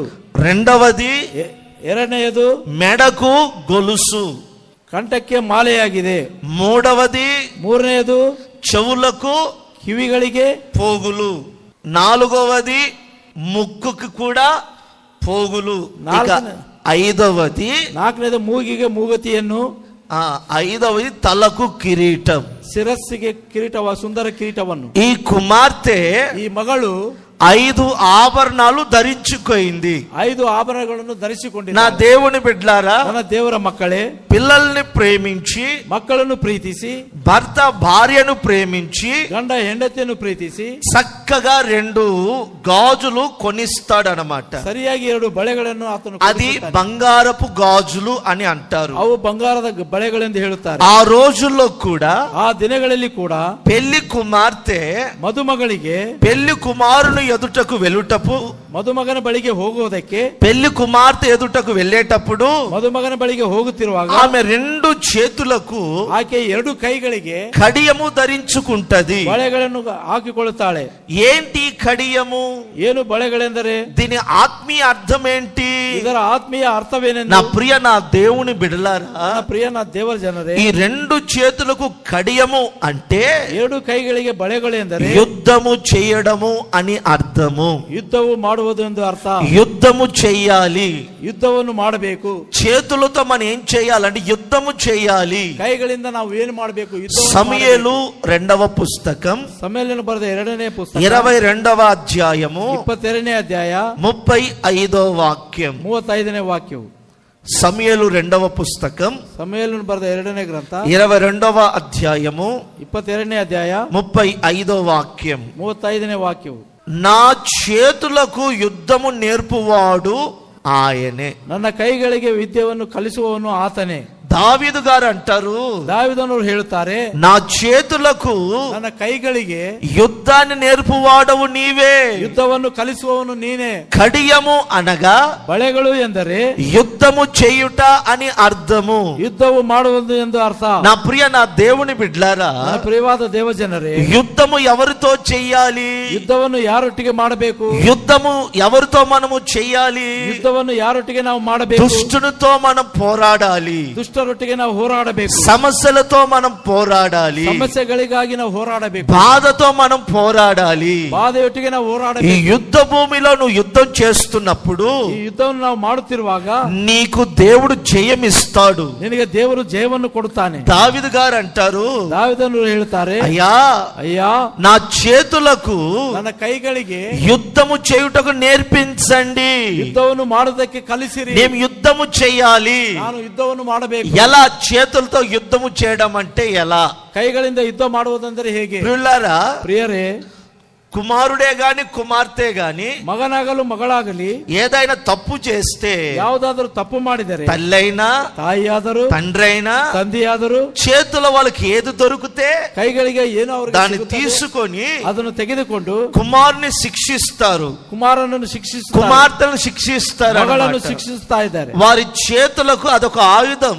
ಅವರ ಕೈಗೆ ಅದೊಂದು ಆಯುಧವಾಗಿದೆ. నా దేవుని బిడ్డలారా, మన ఆయుధం ఏంటి ನಮ್ಮ అంటే ದೇವರ ಮಕ್ಕಳೇ, ನಮ್ಮ ಆಯುಧ మనము ಏನೆಂದರೆ, మనకిచ్చిన 2 చేతులు. ನಮಗೆ ಕೊಟ್ಟ 2 ಕೈಗಳಿಂದ. నా దేవుని బిడ్డలారా, ನನ್ನ ದೇವರ ಮಕ್ಕಳೇ, ఈ 2 చేతులు అంటే ಈ 2 ಕೈಗಳೆಂದರೆ, ఓ చెయ్యేమో ಒಂದು ಕೈ ಏನು దేవుని స్తుతించడం, ದೇವರನ್ನು ಸ್ತುತಿ ಮಾಡುವುದು, రెండో చెయ్యేమో ಎರಡನೇ ಕೈ ಏನು దేవుని ఆరాధన చేయడం. ದೇವರನ್ನು ಆರಾಧನೆ ಮಾಡುವುದು. ఎప్పుడైతే ఓ వైపు దేవుని స్తుతిస్తూ ಯಾವಾಗ ಒಂದು ಕಡೆ ದೇವರನ್ನು ఓ ಸ್ತುತಿ చేత్తో నువ్వు దేవుని ఆరాధించావనుకో, ಒಂದು ಕೈಯಿಂದ ದೇವರನ್ನು ನೀವು ಆರಾಧನೆ ఈ ಮಾಡಿದರೆ, యుద్ధాన్ని నీకు నేర్పిస్తాడైనా. ಈ ಯುದ್ಧವನ್ನು ನಿಮಗೆ ಕಲಿಸುತ್ತಾನೆ. నేర్పించడమే కాదు, ಕಲಿಸುವುದು ఈ ಮಾತ್ರವಲ್ಲ, యుద్ధ భూమిలో నీకు జయము కూడా ఇస్తాడాయన. ಈ ಯುದ್ಧದಲ್ಲಿ ಜಯವನ್ನು ಕೂಡ ನಿಮಗೆ ಕೊಡುತ್ತಾನೆ. దావీదు అంటారు, ದಾವೀದನು ಹೇಳುತ್ತಾನೆ, నా చేతులకు యుద్ధాన్ని నేర్పించు. ನನ್ನ ಕೈಗಳಿಗೆ ಯುದ್ಧವನ್ನು ಕಲಿಸು. ఈ 2 కడియము అని అనగా, ಈ 2 ಬಳೆಗಳು ಎಂದರೆ, ఓ కడియమేమో ಒಂದು ಕೈ ಏನು దేవుని స్తుతించడం, ದೇವರನ್ನು ಸ್ತುತಿ ಮಾಡಬಹುದು, ఇంకో కడియమేమో ಇನ್ನೊಂದು ಬಳೆ ಏನು దేవుని ఆరాధించడం. ದೇವರನ್ನು ಆರಾಧನೆ ಮಾಡುವುದು. నీవు దేవుని స్తుతిస్తున్నావా? ನೀವು ದೇವರನ್ನು ಸ್ತುತಿ ಮಾಡುತ್ತಾ ಇದ್ದೀರಾ? దేవుని ఆరాధిస్తున్నావా? ದೇವರನ್ನು ಆರಾಧನೆ ಮಾಡುತ್ತಾ ಇದ್ದೀರಾ? ఆరాధన సమయంలో ಆರಾಧನೆ ಸಮಯದಲ್ಲಿ నీవు దేవుని స్తుతించాలి. ನೀವು ದೇವರನ್ನು ಸ್ತುತಿ ಮಾಡಬೇಕು. అలాగే ಅದೇ ರೀತಿಯಾಗಿ దేవుని ఆరాధన చేయాలి. ದೇವರನ್ನು ಆರಾಧನೆ ಮಾಡಬೇಕು. యెహోషువతో దేవుడు అంటాడు, ಯೆಹೋಶುವನಿಗೆ ದೇವರು ಹೇಳುತ್ತಾನೆ, ఎరుకోని చూచి నువ్వు భయపడుతున్నావు ఎందుకు? ಕತ್ತಲನ್ನು ನೋಡಿ ನೀನು ಎದುರುತ್ತಿದ್ದೆ ಯಾಕೆ? దాన్ని చూచి నువ్వు ఎందుకు దిగులు చెందుతున్నావు? ಅದರನ್ನು ನೋಕಿ ನೀನು ಯಾಕೆ ದಿಗುಲು ಹೊಳ್ತಾ ఆ ಇದ್ದೀಯ? ఎరుకో ప్రాకారాలు నేను కూల్చివేస్తాను ఎందుకు ఆలోచిస్తున్నావు? ಆ ಎರುಕೋ ಪ್ರಾಕಾರವನ್ನು ಬೀಳಿಸ್ತೇನೆಂದು ಯಾಕೆ ಆಲೋಚನೆ నీవు ಮಾಡ್ತಾ ಇದ್ದೀಯ? చేయవలసిన పని ನೀನು ಮಾಡುವಂತ ಕೆಲಸ ఇజ్రాయెల్ ప్రజలతో నువ్వు చెప్పు, ಇಸ್ರಾಯೇಲ್ ಪ್ರಜೆಗಳೊಟ್ಟಿಗೆ ಹೇಳಿರಿ, దాని చుట్టూ మీరు తిరుగుతూ ಅದರ ಸುತ್ತಲೂ ನೀವು ತಿರುಗುತ್ತಾ కేకలు వెయ్యండి. ಕೇಕೆಯನ್ನು ಹಾಕಿರಿ. కేకలు అనగా ಕೇಕೆ ಎಂದರೆ దేవుని స్తుతించడం, ದೇವರನ್ನು ಸ್ತುತಿ ಮಾಡುವ, దేవుని ఆరాధించడం. ದೇವರನ್ನು ಆರಾಧನೆ ಮಾಡುವ. నువ్వు ఎంతగా దేవుని స్తుతిస్తావో, ನೀವು ಎಷ್ಟಾಗಿ ದೇವರನ್ನು ಸ್ತುತಿ ఎంతగా ఆరాధిస్తావో ಎಷ್ಟು ನೀವು ಆರಾಧನೆ ಮಾಡಿ ఎరుకో ప్రాకు గోడ లాంటివి కూలిపోతాయి. ಎರುಕೋ ಪ್ರಾಂತ ಅಂತ ಗೋಡೆಗಳೆಲ್ಲ ಬಿದ್ದು ఎందుకు నీ ಹೋಗುತ್ತವೆ. కుటుంబంలో ప్రాకారాలు కూలటం లేదు? ಯಾಕೆ ನಿಮ್ಮ ಕುಟುಂಬದಲ್ಲಿ ಪ್ರಾಕಾರಗಳು నీ ಬೀಳುತ್ತಾ ಇಲ್ಲ? కుటుంబంలో ఎరుకో గోడలు అలాగే నిలబడిపోయాయి. ನಿಮ್ಮ కుటుంಬದಲ್ಲಿ ಏರಿಕೆ ಗೋಡೆಗಳು ಅದೇ ರೀತಿಯಾಗಿ ನಿಂತು ఎందుకంటే ಹೋಗಿದ್ದಾವೆ. ಯಾಕೆಂದರೆ నీ చేతులకు కడియము లేదు. ನಿನ್ನ ಕೈಗೆ ಬಳೆಗಳಿಲ್ಲ.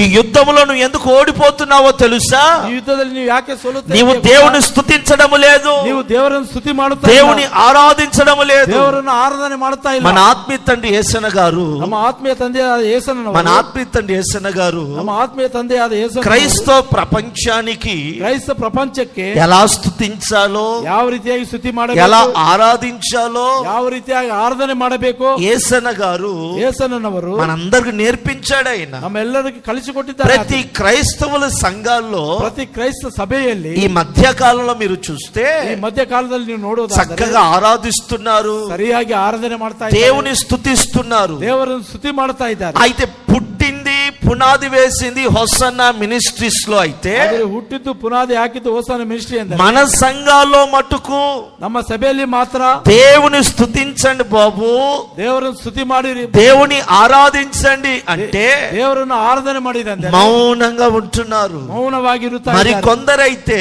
ಮತ್ತೆ ಕೆಲವರಾದರೆ స్తుతి ఆరాధన తర్వాత వస్తారు మందిరానికి. ಸ್ತುತಿ ಆರಾಧನೆ ಬರುವಷ್ಟರಲ್ಲಿ నా ಬರ್ತಾರೆ. దేవుని బిడలారా, ನನ್ನ ದೇವರ ಮಕ್ಕಳೇ, నీవు దేవుని సన్నిధిలో ఎందుకు స్తుతించాలి ఆరాధించాలో తెలుసా? ನೀವು ದೇವರ ಸನ್ನಿಧಿ ಯಾಕೆ ಸ್ತುತಿ నీ ಮಾಡಬೇಕು, ಆರಾಧನೆ ಮಾಡಬೇಕು? ప్రాకారాలు కూలిపోవుటకే నువ్వు స్తుతించాలి. ನಿನ್ನ ಪ್ರಾಕಾರಗಳು ಬಿದ್ದು ಹೋದಕ್ಕೆ ನೀವು ಸ್ತುತಿ ಮಾಡಬೇಕು. స్తుతించడము ಸ್ತುತಿ ಮಾಡುವಾಗಲೇ అంటే ಅಂದರೆ గత వారమంతా దేవుని జీవితంలో చేసిన మేలుని తలంచుకుంటూ స్తుతించడం. ಕಳೆದ ವಾರ ದೇವರು ನಿಮ್ಮ ಜೀವಿತದಲ್ಲಿ ಮಾಡಿದಂತ ಸ್ತುತಿ ಸ್ತೋತ್ರ ಸಲ್ಲಿಸುವುದು. ఆరాధన అనగా ಆರಾಧನೆ ಎನ್ನುವುದಾದ್ರೆ ప్రభు సన్నిధిలో ಕರ್ತನ ಸನ್ನಿಧಿಯಲ್ಲಿ నాట్యమాడుతూ ನಾಟ್ಯವನ್ನು ಆಡುತ್ತಾ గలమెత్తి ಸ್ವರವೆತ್ತಿ ప్రభుని ఆరాధించడం. ಕರ್ತನನ್ನು ಆರಾಧನೆ ಮಾಡುವುದು. ఎంతగా నువ్వు దేవుని స్తుతిస్తావో, ಎಷ್ಟು ನೀನು ದೇವರನ್ನು ಸ್ತುತಿ ಮಾಡುತ್ತೀಯೋ, ఎంతగా నువ్వు దేవుని ఆరాధిస్తావో, ಎಷ್ಟು ನೀನು ದೇವರ ಆರಾಧನೆ నీ ಮಾಡುತ್ತೀಯೋ, స్థితిగతులు నా దేవుడు మార్చును గాక. ಆ ಸ್ಥಿತಿಗಳನ್ನು ದೇವರು ಮಾರ್ಪಡಿಸಲಿ. ఆలోచించండి దేవుని బిడ్డలారా, ಆಲೋಚನೆ ಮಾಡಿದ ದೇವರ ಮಕ್ಕಳೇ, నువ్వు ఎందుకు ప్రభుని ఆరాధించే సమయంలో మౌనంగా ఉంటావు? ಯಾಕೆ ನೀವು ದೇವರನ್ನು ಆರಾಧನೆ ಮಾಡುವ ಸಮಯದಲ್ಲಿ ಮೌನವಾಗಿರುತ್ತೀರಾ? ఓ రోజు ಒಂದು ದಿನ ఓ ప్రాంతంలో నేను సేవ చేస్తున్నా. ಒಂದು ಪ್ರಾರ್ಥನೆಯಲ್ಲಿ ಅಣ್ಣವರು ಸೇವೆ ಮಾಡ್ತಾ ಇದ್ದಾರೆ. గత దినాల్లో ప్రాంతంలో సేవ చేస్తుంటే ಕೆಲವು ದಿನಗಳಲ್ಲಿ ಪ್ರಾರ್ಥನೆಯಲ್ಲಿ ಸೇವೆ ಮಾಡ್ತಾ ಇದ್ದಾಗ అక్కడ నేను బాగా గమనించింది ఏంటో తెలుసా? ಅಲ್ಲಿ ಚೆನ್ನಾಗಿ ಅಣ್ಣನವರು ಗಮನಿಸಿದ್ದೇನು ಗೊತ್ತಾ? ఎప్పుడైతే ఆ తల్లికి సేవకులు మైక్ ఇస్తారో, ಯಾವಾಗ ಆ ತಾಯಿಗೆ ಸೇವಕರು ಮೈಕ್ ಕೊಡುತ್ತಾರೋ అప్పుడు చక్కగా పాడుతుందండి. ಆವಾಗ ಸರಿಯಾಗಿ ಹಾಡುತ್ತಾರೆ. ఎప్పుడైతే మైక్ అక్కడ రాదనుకోండి, ಯಾವಾಗ ಮೈಕ್ ಅಲ್ಲಿಗೆ ಬರೋದಿಲ್ಲ ಎಂದು ఆ రోజంతా సండే ఆరాధన అంతా ಆ ದಿನ ರವಿವಾರದ ಆರಾಧನೆ ಎಲ್ಲ ಕೂಡ సైలెంట్ మోడ్ లోనే ఉంటది. ఆమె ಅದು సైಲೆಂಟ್ ಆಗೇ ಇರ್ತಾರೆ. హల్లెలూయా చెప్పమంటే చెప్పదు, ಹಲ್ಲೆಲೂಯಾ ಹೇಳೆಂದರೆ ಹೇಳುವುದಿಲ್ಲ, తల ఊపుతుంది అమాయకంగా. ಅಮಾಯಕವಾಗಿರುತ್ತಾರೆ. కానీ మైక్ ఇచ్చాను అనుకో, ಆದರೆ ಮೈಕ್ ಅನ್ನು ಕೊಟ್ಟರೆ నా నోట్ నుండి హా అనే పదం రాకముందే ನನ್ನ ಬಾಯಿಂದ ಹಾ ಎನ್ನುವ ಸ್ವರ ఆమె ಬರೋಕ್ಕಿಂತ అప్పుడు ಮುಂಚೆ హల్లెలూయా అంటది. ಆಕೆ ಮೊದಲೇ ಅಲೇಲಿಯಾ ಎಂದು ಹೇಳ್ತಾಳೆ. నేను బాగా గమనించా, ಅಣ್ಣನವರು ಚೆನ್ನಾಗಿ ಗಮನಿಸಿದ್ದರು. నేను అడిగా, ಅಣ್ಣನವರು ಕೇಳಿದರು, ఏమ్మా ಏನಮ್ಮ మైక్ ఇస్తే హల్లెలూయా అంటున్నావు, పాటలు పాడుతున్నా ఆరాధిస్తున్నా, ఆరాధన అంతట్లో ಮೈಕ್ ಕೊಟ್ರೆ ಹಲ್ಲೋಲಿ ಅಂತ మరి ఆ రోజు ಆರಾಧನೆ నీకు రాకపోతే ఎందుకు మౌనంగా ఉంటున్నావు తల్లి అన్నా? ಮೈಕ್ ನೀನು ಬರದೇ ಇದ್ರೆ ಯಾಕೆ ಮೌನವಾಗಿರ್ತೀಯ ತಾಯಿ ಎಂದು ಕೇಳಿದೆ. అన్నయ్య అని చెప్పింది. ನಾನು ಅಷ್ಟೇ ಅಣ್ಣನಂದು ಹೇಳಿದೆ. అలా ఉండకూడదు మనం. ಹಾಗೆ ಇರಬಾರದು ನಾವು. స్వరము లేని వ్యక్తులను చూడండి, కొందరు ಸ್ವರ ಇಲ್ಲದ ವ್ಯಕ್ತಿಗಳನ್ನು ಕೆಲವರು ನೋಡಿರಿ, పాట పాడాలని ప్రయత్నం చేస్తూనే ఉంటారు. ಹಾಡನ್ನು ಹಾಡಬೇಕೆಂದು ಪ್ರಯತ್ನ ಮಾಡುತ್ತಲೇ ఈ మధ్య ಇರ್ತಾರೆ. కాలంలో ಈ ಮಧ್ಯ ಕಾಲದಲ್ಲಿ సోషల్ మీడియా మీడియాలో ಸೋಷಿಯಲ್ ಮೀಡಿಯಾದಲ್ಲಿ ఓ వీడియో ఒక వ్యక్తి పోస్ట్ చేశారు. ಒಂದು ವಿಡಿಯೋವನ್ನು ಒಬ್ಬ ವ್ಯಕ್ತಿ ಪೋಸ್ಟ್ ఆ ಮಾಡಿದ್ದಾನೆ. యవనస్తులను నేను చూచినప్పుడు ಆ ಯೌವನಸ್ಥಳನ್ನು ನಾನು ನೋಡಿದಾಗ అవయవాలు సరిగ్గా లేదు, ಕೈಗಳ ಅವಯವಗಳು ಸರಿಯಾಗಿಲ್ಲ, స్వరము కూడా మాట అంతంత మట్టుకే మాట్లాడుతుంది. ಸ್ವರ ಕೂಡ ಮಾತು ಅಷ್ಟಷ್ಟೇ ಮಾತಾಡುತ್ತಾ ಇದ್ದಾರೆ. ఆమె యొక్క శ్రద్ధ భక్తిని చూసినప్పుడు ಆಕೆ ಒಂದು ಶ್ರದ್ಧೆ ಭಕ್ತಿಯನ್ನು ನೋಡಿ నాకే సిగ్గనిపించింది అన్నమాట. ನಮಗೆ ನಾಚಿಕೆ ಆಗಿತ್ತಂತು. నా దేవుని బిడ్డలారా, చెయ్యి లేకపోయినా ನನ್ನ ದೇವರ ಮಕ್ಕಳೇ ಕೈ ఆ ಇಲ್ಲದರೂ ಕೂಡ పొట్టి చేతులతో మైక్ గట్టిగా పట్టుకొని, ಆ ಒಂದು ಕೈಯಿಂದ ಮೈಕನ್ನು ಗಟ್ಟಿಯಾಗಿ ಹಿಡಿದು నోరు లేకపోయినా ಬಾಯಿ ಇಲ್ಲದೆ ಇದ್ದರು వచ్చిన పదాలతోనే దేవుణ్ణి ఆరాధిస్తుంది ఆమె. ಬಂದಂತ పదಗಳಿಂದ ದೇವರನ್ನು ಆರಾಧನೆ అయితే ಮಾಡ್ತಾ ಇದ್ದಾಳೆ. దేవుడు మనకి 2 చేతులను ఇచ్చాడు. ఆయన ಆದರೆ ದೇವರು ನಮಗೆ 2 ಕೈಗಳನ್ನು చక్కగా 2 కాళ్ళు ఇచ్చాడు, 2 ಕಾಲುಗಳನ್ನು ಕೊಟ್ಟಿದ್ದಾನೆ. మధురమైన స్వరం ఇచ్చాడు. ఆయన ಮಧುರವಾದಂತ ಸ್ವರವನ್ನು మరి ಕೊಟ್ಟಿದ್ದಾನೆ. ఎందుకు నువ్వు దేవుని సన్నిధిలో చేతులెత్తి ఆరాధన చేయలేకపోతున్నావు? ಯಾಕೆ ಮತ್ತು ದೇವರ ಸನ್ನಿಧಿಯಲ್ಲಿ ಕೈಗಳನ್ನು ಎತ್ತು నువ్వు ಆರಾಧನೆ ఎందుకు ಮಾಡ್ತಾ నోరు ಇದ್ದೀರಿ? తెరిచి దేవుని స్తుతించలేకపోతున్నావు? ಯಾಕೆ ನೀವು ಬಾಯಿನ ತೆರೆದು ದೇವರನ್ನು ಸ್ತುತಿ దేవునికి నోరు ఇచ్చినప్పుడు స్తుతించాలి, ದೇವರು ನಿಮಗೆ ಬಾಯಿ ಕೊಟ್ಟಾಗ ಸ್ತುತಿ ಮಾಡಿ, దేవునికి చేతులు ఇచ్చినప్పుడు చేతులెత్తి ఆరాధించాలి. ದೇವರು ನಿಮಗೆ ಕೈಗಳನ್ನು ಕೊಟ್ಟಾಗ ಕೈಗಳನ್ನು ಎತ್ತು ಆರಾಧನೆ అప్పుడు ಮಾಡಬೇಕು. ಆಗ నీ ప్రాకారాలన్నీ కూల్చబడిపోతాయి. ನಿನ್ನ ಪ್ರಾಕಾರಗಳೆಲ್ಲ ಬಿದ್ದು ಹೋಗುತ್ತವೆ. బైబిల్లో ಸತ್ಯವೇದದಲ್ಲಿ మోషే జీవిస్తున్న దినాల్లో ಮೋಶೆ ಜೀವನ ಮಾಡುವಂತ ದಿನದಲ್ಲಿ రెఫదేములో శత్రువులు కూడుకొని వచ్చారు. ಆ ದಿನಗಳಲ್ಲಿ ಶತ್ರುಗಳು ಕೂಡಿಕೊಂಡು ಬಂದರು. అమాలేకులందరూ వచ్చారండి. ಅಮಾಲೇಕರು ಎಲ್ಲರೂ ಕೂಡ ಬಂದರ್ರಿ. ఇజ్రాయెల్ తో పోరాడడం స్టార్ట్ చేశారు. ಇಸ್ರಾಯೇಲ್ ಒಟ್ಟಿಗೆ ಹೋರಾಡುವುದಕ್ಕೆ ಪ್ರಾರಂಭ ಮಾಡಿ యుద్ధము చేసిన మొదటి స్థలము రెఫదేము. ಯುದ್ಧ ಮಾಡಿದಂತ నిర్గమకాండం ವಿಮೋಚನೆ ಕಾಂಡ 17వ అధ్యాయం 17ನೇ ಅಧ್ಯಾಯ 8వ వాక్యాన్ని చూడండి. 8ನೇ వాక్ಯವನ್ನು ನೋಡಿರಿ. తర్వాత అమాలేకులు వచ్చి ಆ ನಂತರ ಅಮಾಲೇಕರು ಬಂದು రెఫీదీములో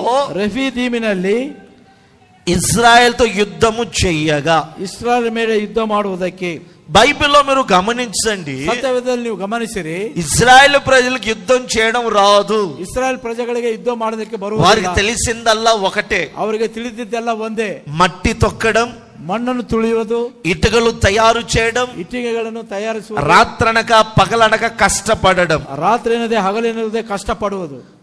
ఐగుప్తు దేశం నుండి బయలుదేరి వచ్చినప్పుడు, ಐಗುಪ್ತ ದೇಶದಿಂದ ಹೊರಟು ಬಂದಾಗ, ఎర్ర సముద్రము దాటినాక ಕೆಂಪ ಸಮುದ್ರವನ್ನು ದಾಟಿದ ನಂತರ వారి లైఫ్ లో ಅವರ ಜೀವನದಲ್ಲಿ మొట్టమొదటిగా ಮೊದಲನೆಯಾಗಿ యుద్ధము చేసింది ಯುದ್ಧವನ್ನು ಮಾಡಿದ್ದು రెఫదేములో ರೆಫೇದೀಮಿನಲ್ಲಿ అమాలేకులతోనే. ಅಮಾಲೇಕರೊಟ್ಟಿಗೆನೆ. మోషే వాళ్ళతో అంటారు, ಮೋಶೆ ಅವರೊಟ್ಟಿಗೆ ಹೇಳ್ತಾನೆ, మీరు వెళ్ళి వాళ్ళతో పోరాడండి. ನೀವು ಹೋಗಿ ಅವರೊಟ್ಟಿಗೆ ಹೋರಾಡಿರಿ. అయ్యా మాకు ఐగుప్తుల్లో పోరాడడం మాకు నేర్పించలేదు, ನಮಗೆ ಐಗುಪ್ತದಲ್ಲಿ ಹೋರಾಡೋದಕ್ಕೆ ನಮಗೆ ಕಲಿಸಲಿಲ್ಲ, మాకు మార్షల్ ఆర్ట్స్ రాదు, ನಮಗೆ ಅದನ್ನು ಮಾಡುವುದು ಬರುವುದಿಲ್ಲ, మాకు కరాటే కుంఫు అంత మటుకు రాదయ్యా, ಕರಾಟೆ ಕುಂಫು ಅಷ್ಟು ಮಾತ್ರಕ್ಕೆ ಬರುವುದಿಲ್ಲ. ఎలా పోరాడాలి మేము? ಯಾವ ರೀತಿ ಹೋರಾಡಬೇಕು ನಾವು? మాకు పోరాడే మొట్టమొదటి ఈ స్థానంలోనే మేము పోరాడుతున్నాం. ಹೋರಾಡೋದಕ್ಕೆ ನಾವು ಮೊದಲನೇ ಈ ಸ್ಥಾನದಲ್ಲಿ ನಾವು ಹೋರಾಡ್ತಾ ಇದ್ದೇವೆ. ఇటుకలు చేయమంటే చేస్తాం, ಇಟ್ಟಿಗೆಗಳನ್ನು ಮಾಡೆಂದರೆ ಮಾಡುತ್ತೇವೆ, కష్టపడమంటే కష్టపడుతాం, ಕಷ್ಟಪಡಿರಿ ಅಂದ್ರೆ ಕಷ್ಟಪಡುತ್ತೇವೆ, వంట చేయమంటావా చేస్తాం, ಅಡಿಗೆ ಮಾಡಂತ ಹೇಳ್ತೀರಾ ಮಾಡುತ್ತೇವೆ, మీకు బట్టలు ఉతకమంటావా ఉతుకుతాం, ನಿಮಗೆ ಬಟ್ಟೆಗಳನ್ನು ಒಗಿ ಅಂದರೆ ಒಗಿ, మీకు వంట చేయమంటావా చేస్తాం. ನಿಮಗೆ ಅಡಿಗೆ ಮಾಡಂತ ಹೇಳ್ತೀರಾ ಮಾಡುತ್ತೇವೆ. అయితే మేము యుద్ధం మట్టుకు చెయ్యము. ಆದರೆ ನಾವು ಯುದ್ಧವನ್ನು ಮಾತ್ರ ಮಾಡುವುದಿಲ್ಲ. మోషే అంటాడు, ಮೋಶೆ ಅವರು ಹೇಳ್ತಾರೆ, మీరు వెళ్ళి యుద్ధం చేయండి. ನೀವು ಹೋಗಿ ಯುದ್ಧವನ್ನು ಮಾಡಿರಿ.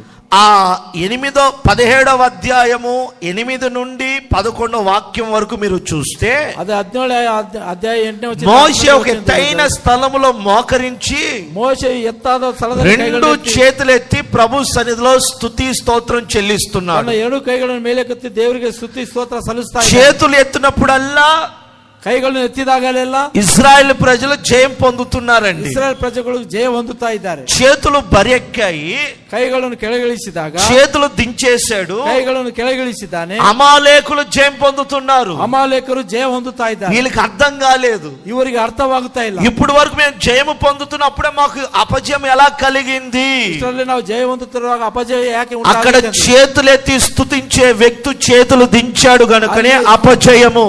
ಅಲ್ಲಿ ಕೈಗಳನ್ನು ಎತ್ತಿ ಸ್ತುತಿ ಮಾಡುವಂತ ವ್ಯಕ್ತಿ ಕೈಗಳು ಇಡಿಸಿದೆ, ಅದಕ್ಕಾಗಿ ಅಪಜಯವು. నీ ఇంట్లో నువ్వు ఎప్పుడైతే చేతులెత్తి దేవుని స్తుతిస్తావో, ನಿಮ್ಮ ಮನೆಯಲ್ಲಿ ಯಾವಾಗ ನೀವು ಕೈಗಳನ್ನು ಎತ್ತಿ ದೇವರನ್ನು నీవు దేవుని మందిరంలో చేతులెత్తి దేవుని ఆరాధిస్తావో, ನೀವು ದೇವರ ಮಂದಿರದಲ್ಲಿ ಕೈಗಳನ್ನು ಎತ್ತಿ ಯಾವಾಗ ಆರಾಧನೆ ಮಾಡುತ್ತೀರೋ, అమాలేకులతో నువ్వు పోరాడుతావు, ಅಮಾಲೇಕರೊಟ್ಟಿಗೆ ನೀವು ಹೋರಾಡುತ್ತೀರಾ, వారి మధ్యలో నీకు దేవుడు జయమిస్తాడు. ఆయన ಅವರ ಮಧ್ಯದಲ್ಲಿ ದೇವರು ನಿಮಗೆ ಜಯವನ್ನು ಕೊಡುತ್ತಾನೆ. ఎప్పుడైతే నువ్వు చేతులు దించేస్తావు చూడండి, ಯಾವಾಗ ನೀವು ಕೈಗಳನ್ನು ನಿಲ್ಲಿಸುತ್ತೀರ ನೋಡಿ, అప్పుడు నువ్వు అపజయ పాలవుతావు. ಆವಾಗ ನೀವು ಅಪಜಯದ ಪಾಲಾಗುತ್ತೀರಾ. ఈ విషయాలన్నీ దూరము నుండి ನಿಮ್ಮ ವಿಷಯಗಳನ್ನೆಲ್ಲ ದೂರದಿಂದ అహరోనును హూరు బాగా గమనిస్తున్నారండి. ಅವರು ಬಹಳ ಗಮನಿಸ್ತಾ ಇದ್ದಾರೆ. మా గురువు గారేమో చేతులు ఎత్తున్నప్పుడు మాకు జయం కలుగుతుంది, ನಮ್ಮ ಗುರುಗಳೇನೋ ಕೈಗಳನ್ನು ಎತ್ತಿದಾಗ ನಮ್ಮ మా గురువు గారేమో చేతులు దించినప్పుడు మాకు అపజయం కలుగుతుంది ఏంటి? ನಮ್ಮ ಗುರುಗಳೇನೋ ಕೈಗಳನ್ನು ಕೆಳಗಿಳಿಸಿದಾಗ ಅಪಜಯ అని అహరోను ಅಂತ ಆರೋನನು హూరు ఇద్దరు మాట్లాడుకొని ಇಬ್ಬರು ಕೂಡಿ ಮಾತನಾಡಿಕೊಳ್ಳುತ್ತಾ, మన గురువు గారికి మన హెల్ప్ గా ఉందాం పదా అని ఇద్దరు వచ్చారండి. ನಮ್ಮ ಗುರುಗಳಿಗೆ ನಾವು ಸಹಾಯಕರಾಗಬೇಕೆಂದು ಇಬ್ಬರು ಬಂದರು. మోషే అడుగుతున్నాడు వాళ్ళిద్దరు. ಮೋಶೆಯನ್ನು ಅವರಿಬ್ಬರು ಕೇಳುತ್ತಾ ಇದ್ದಾನೆ, ఏంటి మీ ఇద్దరు వచ్చారు? ಏನ್ ನೀವು ಇಬ್ಬರು ಬಂದಿದ್ದೀರಾ? గురువు గారు, ಗುರುನವರೇ, మీరు చేతులు ఎత్తుతున్నారు కదా, ನೀವು ಕೈಗಳನ್ನು ಎತ್ತಿದಾಗ అప్పుడు మనకు జయం కలుగుతుందండి. ಆವಾಗ ನಮಗೆ ಜಯ ಉಂಟಾಗುತ್ತಾ ಇದೆ. మీకు చేతులు బరి ఎక్కే చేయి దించుతున్నారు చూడు, ನಿಮಗೆ ಕೈ ನೋವಾದ ಕೈಗಳನ್ನು ಇಳಿಸ್ತಾ అప్పుడు ಇದ್ದೀರಾ, అమాలేకులు జయం పొందుతున్నారండి. ಆಗ ಅಮಾಲೇಕರು ಜಯ ಹೊಂದುತ್ತಿದ್ದಾರೆ. అందుకని ಅದಕ್ಕಾಗಿ నేను రైట్ లో చేపట్టుకుంటా, ನಾನು ಬಲಗಡೆ ಕೈ ಇಡುತ್ತಾನೆ. అదిగో హూరు ఉన్నాడే, మన శిష్యుడు హూరు, ನಮ್ಮ ಶಿಷ್ಯರಿದ್ದಾರಲ್ಲ, ఆయన లెఫ్ట్ సైడ్ చేపట్టుకుంటాడు. ಆತನು ಎಡಗಡೆ ಕೈಯನ್ನು ಹಿಡಿದುಕೊಳ್ಳುತ್ತಾನೆ. నీ రెండు చేతులు బరువు ఎక్కకుండా ನಿಮ್ಮ ಕೈಗಳು ನೋವಾಗದಂತೆ రెండు వైపులా మేము చేపట్టుకుంటాము. ಎರಡು ಕಡೆ ನಾವು ಕೈಗಳನ್ನು ಹಿಡಿದುಕೊಳ್ಳುತ್ತೇವೆ. ఎప్పుడైతే రెండు చేతులు సూర్యుడు అస్తమించేంత వరకు చేతులు ఎత్తి పెట్టాడండి మోషే, ಯಾವಾಗ ಸೂರ್ಯನ ಮುಳುಗುವ ತನಕ ಮೋಶೆ ಕೈಗಳನ್ನು ಎತ್ತಿ, సూర్యుడు అస్తమించేంత వరకు మోషే చేతులు ఆకాశం వైపుకి ఎత్తాడు. ಸೂರ್ಯನು ಮುಳುಗುವ ತನಕ ಮೋಶೆ దేవుడు ఇశ్రాయేలు ప్రజల మధ్యలో ఉండి, ದೇವರು ಇಸ್ರಾಯೇಲ್ ಪ್ರಜೆಗಳ ಮಧ್ಯದಿಂದ ఇశ్రాయేలు ప్రజల పక్షముగా నిలబడి ಇಸ್ರಾಯೇಲ್ ಪ್ರಜೆಗಳ ಪಕ್ಷವಾಗಿ ನಿಂತು అమాలేకులతో యుద్ధము చేసి ಅಮಾಲೇಕರೊಟ್ಟಿಗೆ ಯುದ್ಧವನ್ನು ಮಾಡಿ దేవుడు ఇశ్రాయేలు ప్రజలకు జయమిచ్చాడు. ఆయన ದೇವರು ಇಸ್ರಾಯೇಲ್ ಪ್ರಜೆಗಳ ಜಯವನ್ನು ಕೊಟ್ಟಿದ್ದಾರೆ. ఈ ఆరాధనలో కూడా, ಈ ಆರಾಧನೆಯಲ್ಲಿ ಕೂಡ నీవు ఎప్పుడైతే రెండు కడియములు ధరించుకుంటావో, ಎರಡು ಬಳೆಗಳನ್ನು ಹಾಕಿಕೊಳ್ಳುತ್ತೀರೋ, అప్పుడు దేవునికి ముత్తు బిడ్డగా మారడమే కాదు, ಆಗ ದೇವರಿಗೆ ಮುದ್ದು ಮಗನಾಗಿ నీ కష్టాలు తొలగిపోతాయి. ನಿನ್ನ ಕಷ್ಟಗಳು ಹೋಗುತ್ತವೆ. దేవుని సన్నిధిలో నా ప్రభు నీకు జయం అనుగ్రహించబోతున్నాడు. ದೇವರ ಸನ್ನಿಧಿಯಲ್ಲಿ ದೇವರು ನಿನಗೆ చప్పలు కొడుతూ దేవుని నామమును మహిమపరచుదాం. కొట్టండి గట్టిగా గట్టిగా. ప్రభుకి మహిమ కలుగును గాక. ದೇವರಿಗೆ ಮಹಿಮೆ ಉಂಟಾಗಲಿ. దేవునికి మహిమ కలుగును గాక. ದೇವರಿಗೆ ಮಹಿಮೆ ಉಂಟಾಗಲಿ. నీవు దేవుని సన్నిధిలో ఉన్నప్పుడు, ನೀವು ದೇವರ ಸನ್ನಿಧಿಯಲ್ಲಿ ಇದ್ದಾಗ, ఇంటిలో ఉన్నప్పుడు, ಮನೆಯಲ್ಲಿ ಇದ್ದಾಗ, పనిలో ఉన్నప్పుడు, ಕೆಲಸದಲ್ಲಿ ಇದ್ದಾಗ, చదువుతున్న దగ్గర ಓದುವ ವಿಷಯದಲ್ಲಿ నీవు స్తుతించు. ನೀನು ಸ್ತುತಿ ಮಾಡು. ప్రభు నీ సన్నిధిలో ఎక్కడున్నా ఆరాధించు. ಕರ್ತನ ಸನ್ನಿಧಿ ಎಲ್ಲಿದ್ದರೂ ನೀನು నీ ಆರಾಧನೆ ಮಾಡು. దరిదాపుల్లోకి ನಿನ್ನ ಕೆಲಸ ಕಾರ್ಯಗಳಲ್ಲಿ అమాలేకుడైన శత్రువు రానే రాడు. ಅಮಾಲೇಕರೆನ್ನುವ ಶತ್ರು ಬರುವುದೇ ಇಲ್ಲ. దేవుడు నీ పక్షముగా ఉండి ದೇವರು ನಿಮ್ಮ ಪಕ್ಷವಾಗಿದ್ದು నీకు జయము అనుగ్రహించును గాక. ನಿನಗೆ ಜಯವನ್ನು ಅನುಗ್ರಹಿಸಲಿ. ఈ రెండు కడియములు అంటే, ಈ ಎರಡು ಕಡಗಳು ಎಂದರೆ, ఓ కడియము ಒಂದು ಕಡಗವೆಂದರೆ స్తుతించడం అని అర్థం, ಸ್ತುತಿ ಮಾಡುವುದೆಂದರೆ ಅರ್ಥ. రెండవ కడియము ಎರಡನೇ ಕಡಗವೆಂದರೆ దేవుని ఆరాధించడం అని అర్థం. ದೇವರನ್ನು ಆರಾಧನೆ ಮಾಡುವುದೆಂದು ఓ ಅರ್ಥ. పక్షికి రెండు రెక్కలు ఉంటాయి, ಒಂದು పక్షಿಗೆ ಎರಡು ರೆಕ್ಕೆಗಳು ఓ పావురానికి రెండు రెక్కలు ఉంటాయి, ಒಂದು ಪಾರಿವಾಳಕ್ಕೆ ಎರಡು ರೆಕ್ಕೆಗಳು ಇರುತ್ತವೆ. మనిషికి రెండు చేతులు ఉంటాయి. ಮನುಷ್ಯರಿಗೆ ಎರಡು ಕೈಗಳು ಇರುತ್ತವೆ. ఎందుకు ఈ రెండు చేతులు? ಯಾಕೆ ಈ ಎರಡು ಕೈಗಳು? దేవుని స్తుతించాలి, ದೇವರನ್ನು ಸ್ತುತಿ ಮಾಡಬೇಕು, దేవుని ఆరాధించాలి. ದೇವರನ್ನು ಆರಾಧನೆ ಮಾಡಬೇಕು. ఈ రోజు నువ్వు ಈ ದಿನ ನೀವು దేవుని స్తుతించే వ్యక్తిగా, ದೇವರನ್ನು ಸ್ತುತಿ ಮಾಡುವ ವ್ಯಕ್ತಿ, దేవుని ఆరాధించే వ్యక్తిగా ದೇವರನ್ನು ಆರಾಧನೆ ಮಾಡುವ నా ವ್ಯಕ್ತಿಯಾಗಿ ప్రభు నేను మార్చి నడిపించును గాక. ನಮ್ಮ ಕರ್ತನ ನಿಮ್ಮನ್ನು ಮಾರ್ಪಡಿಸಲಿ. ఆమేన్. ಆಮೆನ್. రెండవది, ಎರಡನೆಯದು, ఈ కుమార్తె ಈ ಮಗಳು మెడకు ఏమేసుకోయిందంట? ಕುತ್ತಿಗೆ ಏನು ಹಾಕಿಕೊಂಡಿದ್ದಾಳೆ? కొలుసు వేసుకోయింది. ಸರವನ್ನು ಹಾಕಿಕೊಂಡಿದ್ದಾಳೆ. చేతులకి కడియము, ಕೈಗೆ ಕಡಗಗಳನ್ನು, మెడకు గొలుసు. ಕುತ್ತಿಗೆಗೆ ಸರವನ್ನು ಹಾಕಿಕೊಂಡಿದ್ದಾಳೆ. సామెతల గ్రంథము ಜ್ಞಾನೋಕ್ತಿಗಳಲ್ಲಿ 3వ అధ్యాయం 3ನೇ ಅಧ್ಯಾಯ 3వ వాక్యం 3ನೇ ವಾಕ್ಯವು. చూడండి, మెడకు గొలుసు అనగా దయను సత్యమును ఎన్నడూ నేను విడిచిపోనీయకము, వాటిని కంఠభూషణముగా నువ్వు ధరించుకోవాలి. ಪ್ರೀತಿ ಸತ್ಯತೆಗಳು ನಿನ್ನನ್ನು ಬಿಡದಿರಲಿ, ಅವುಗಳು ನಿನ್ನ ಕೊರಳಿಗೆ ಕಟ್ಟು. అది నీవు మెడకు గొలుసు వేసుకోవడం అంటే ನೀನು ಕುತ್ತಿಗೆಗೆ ಸರ ಹಾಕಿಕೊಳ್ಳಬೇಕೆಂದರೆ దయను సత్యమును అని అర్థం. ಎಂತ ಅರ್ಥವಾಗಿದೆ. నీలో దయ ఉండాలి, ನಿನ್ನಲ್ಲಿ ದಯೆ ಇರಬೇಕು, సత్యం ఉండాలి. సత్యವು ఇರಬೇಕು.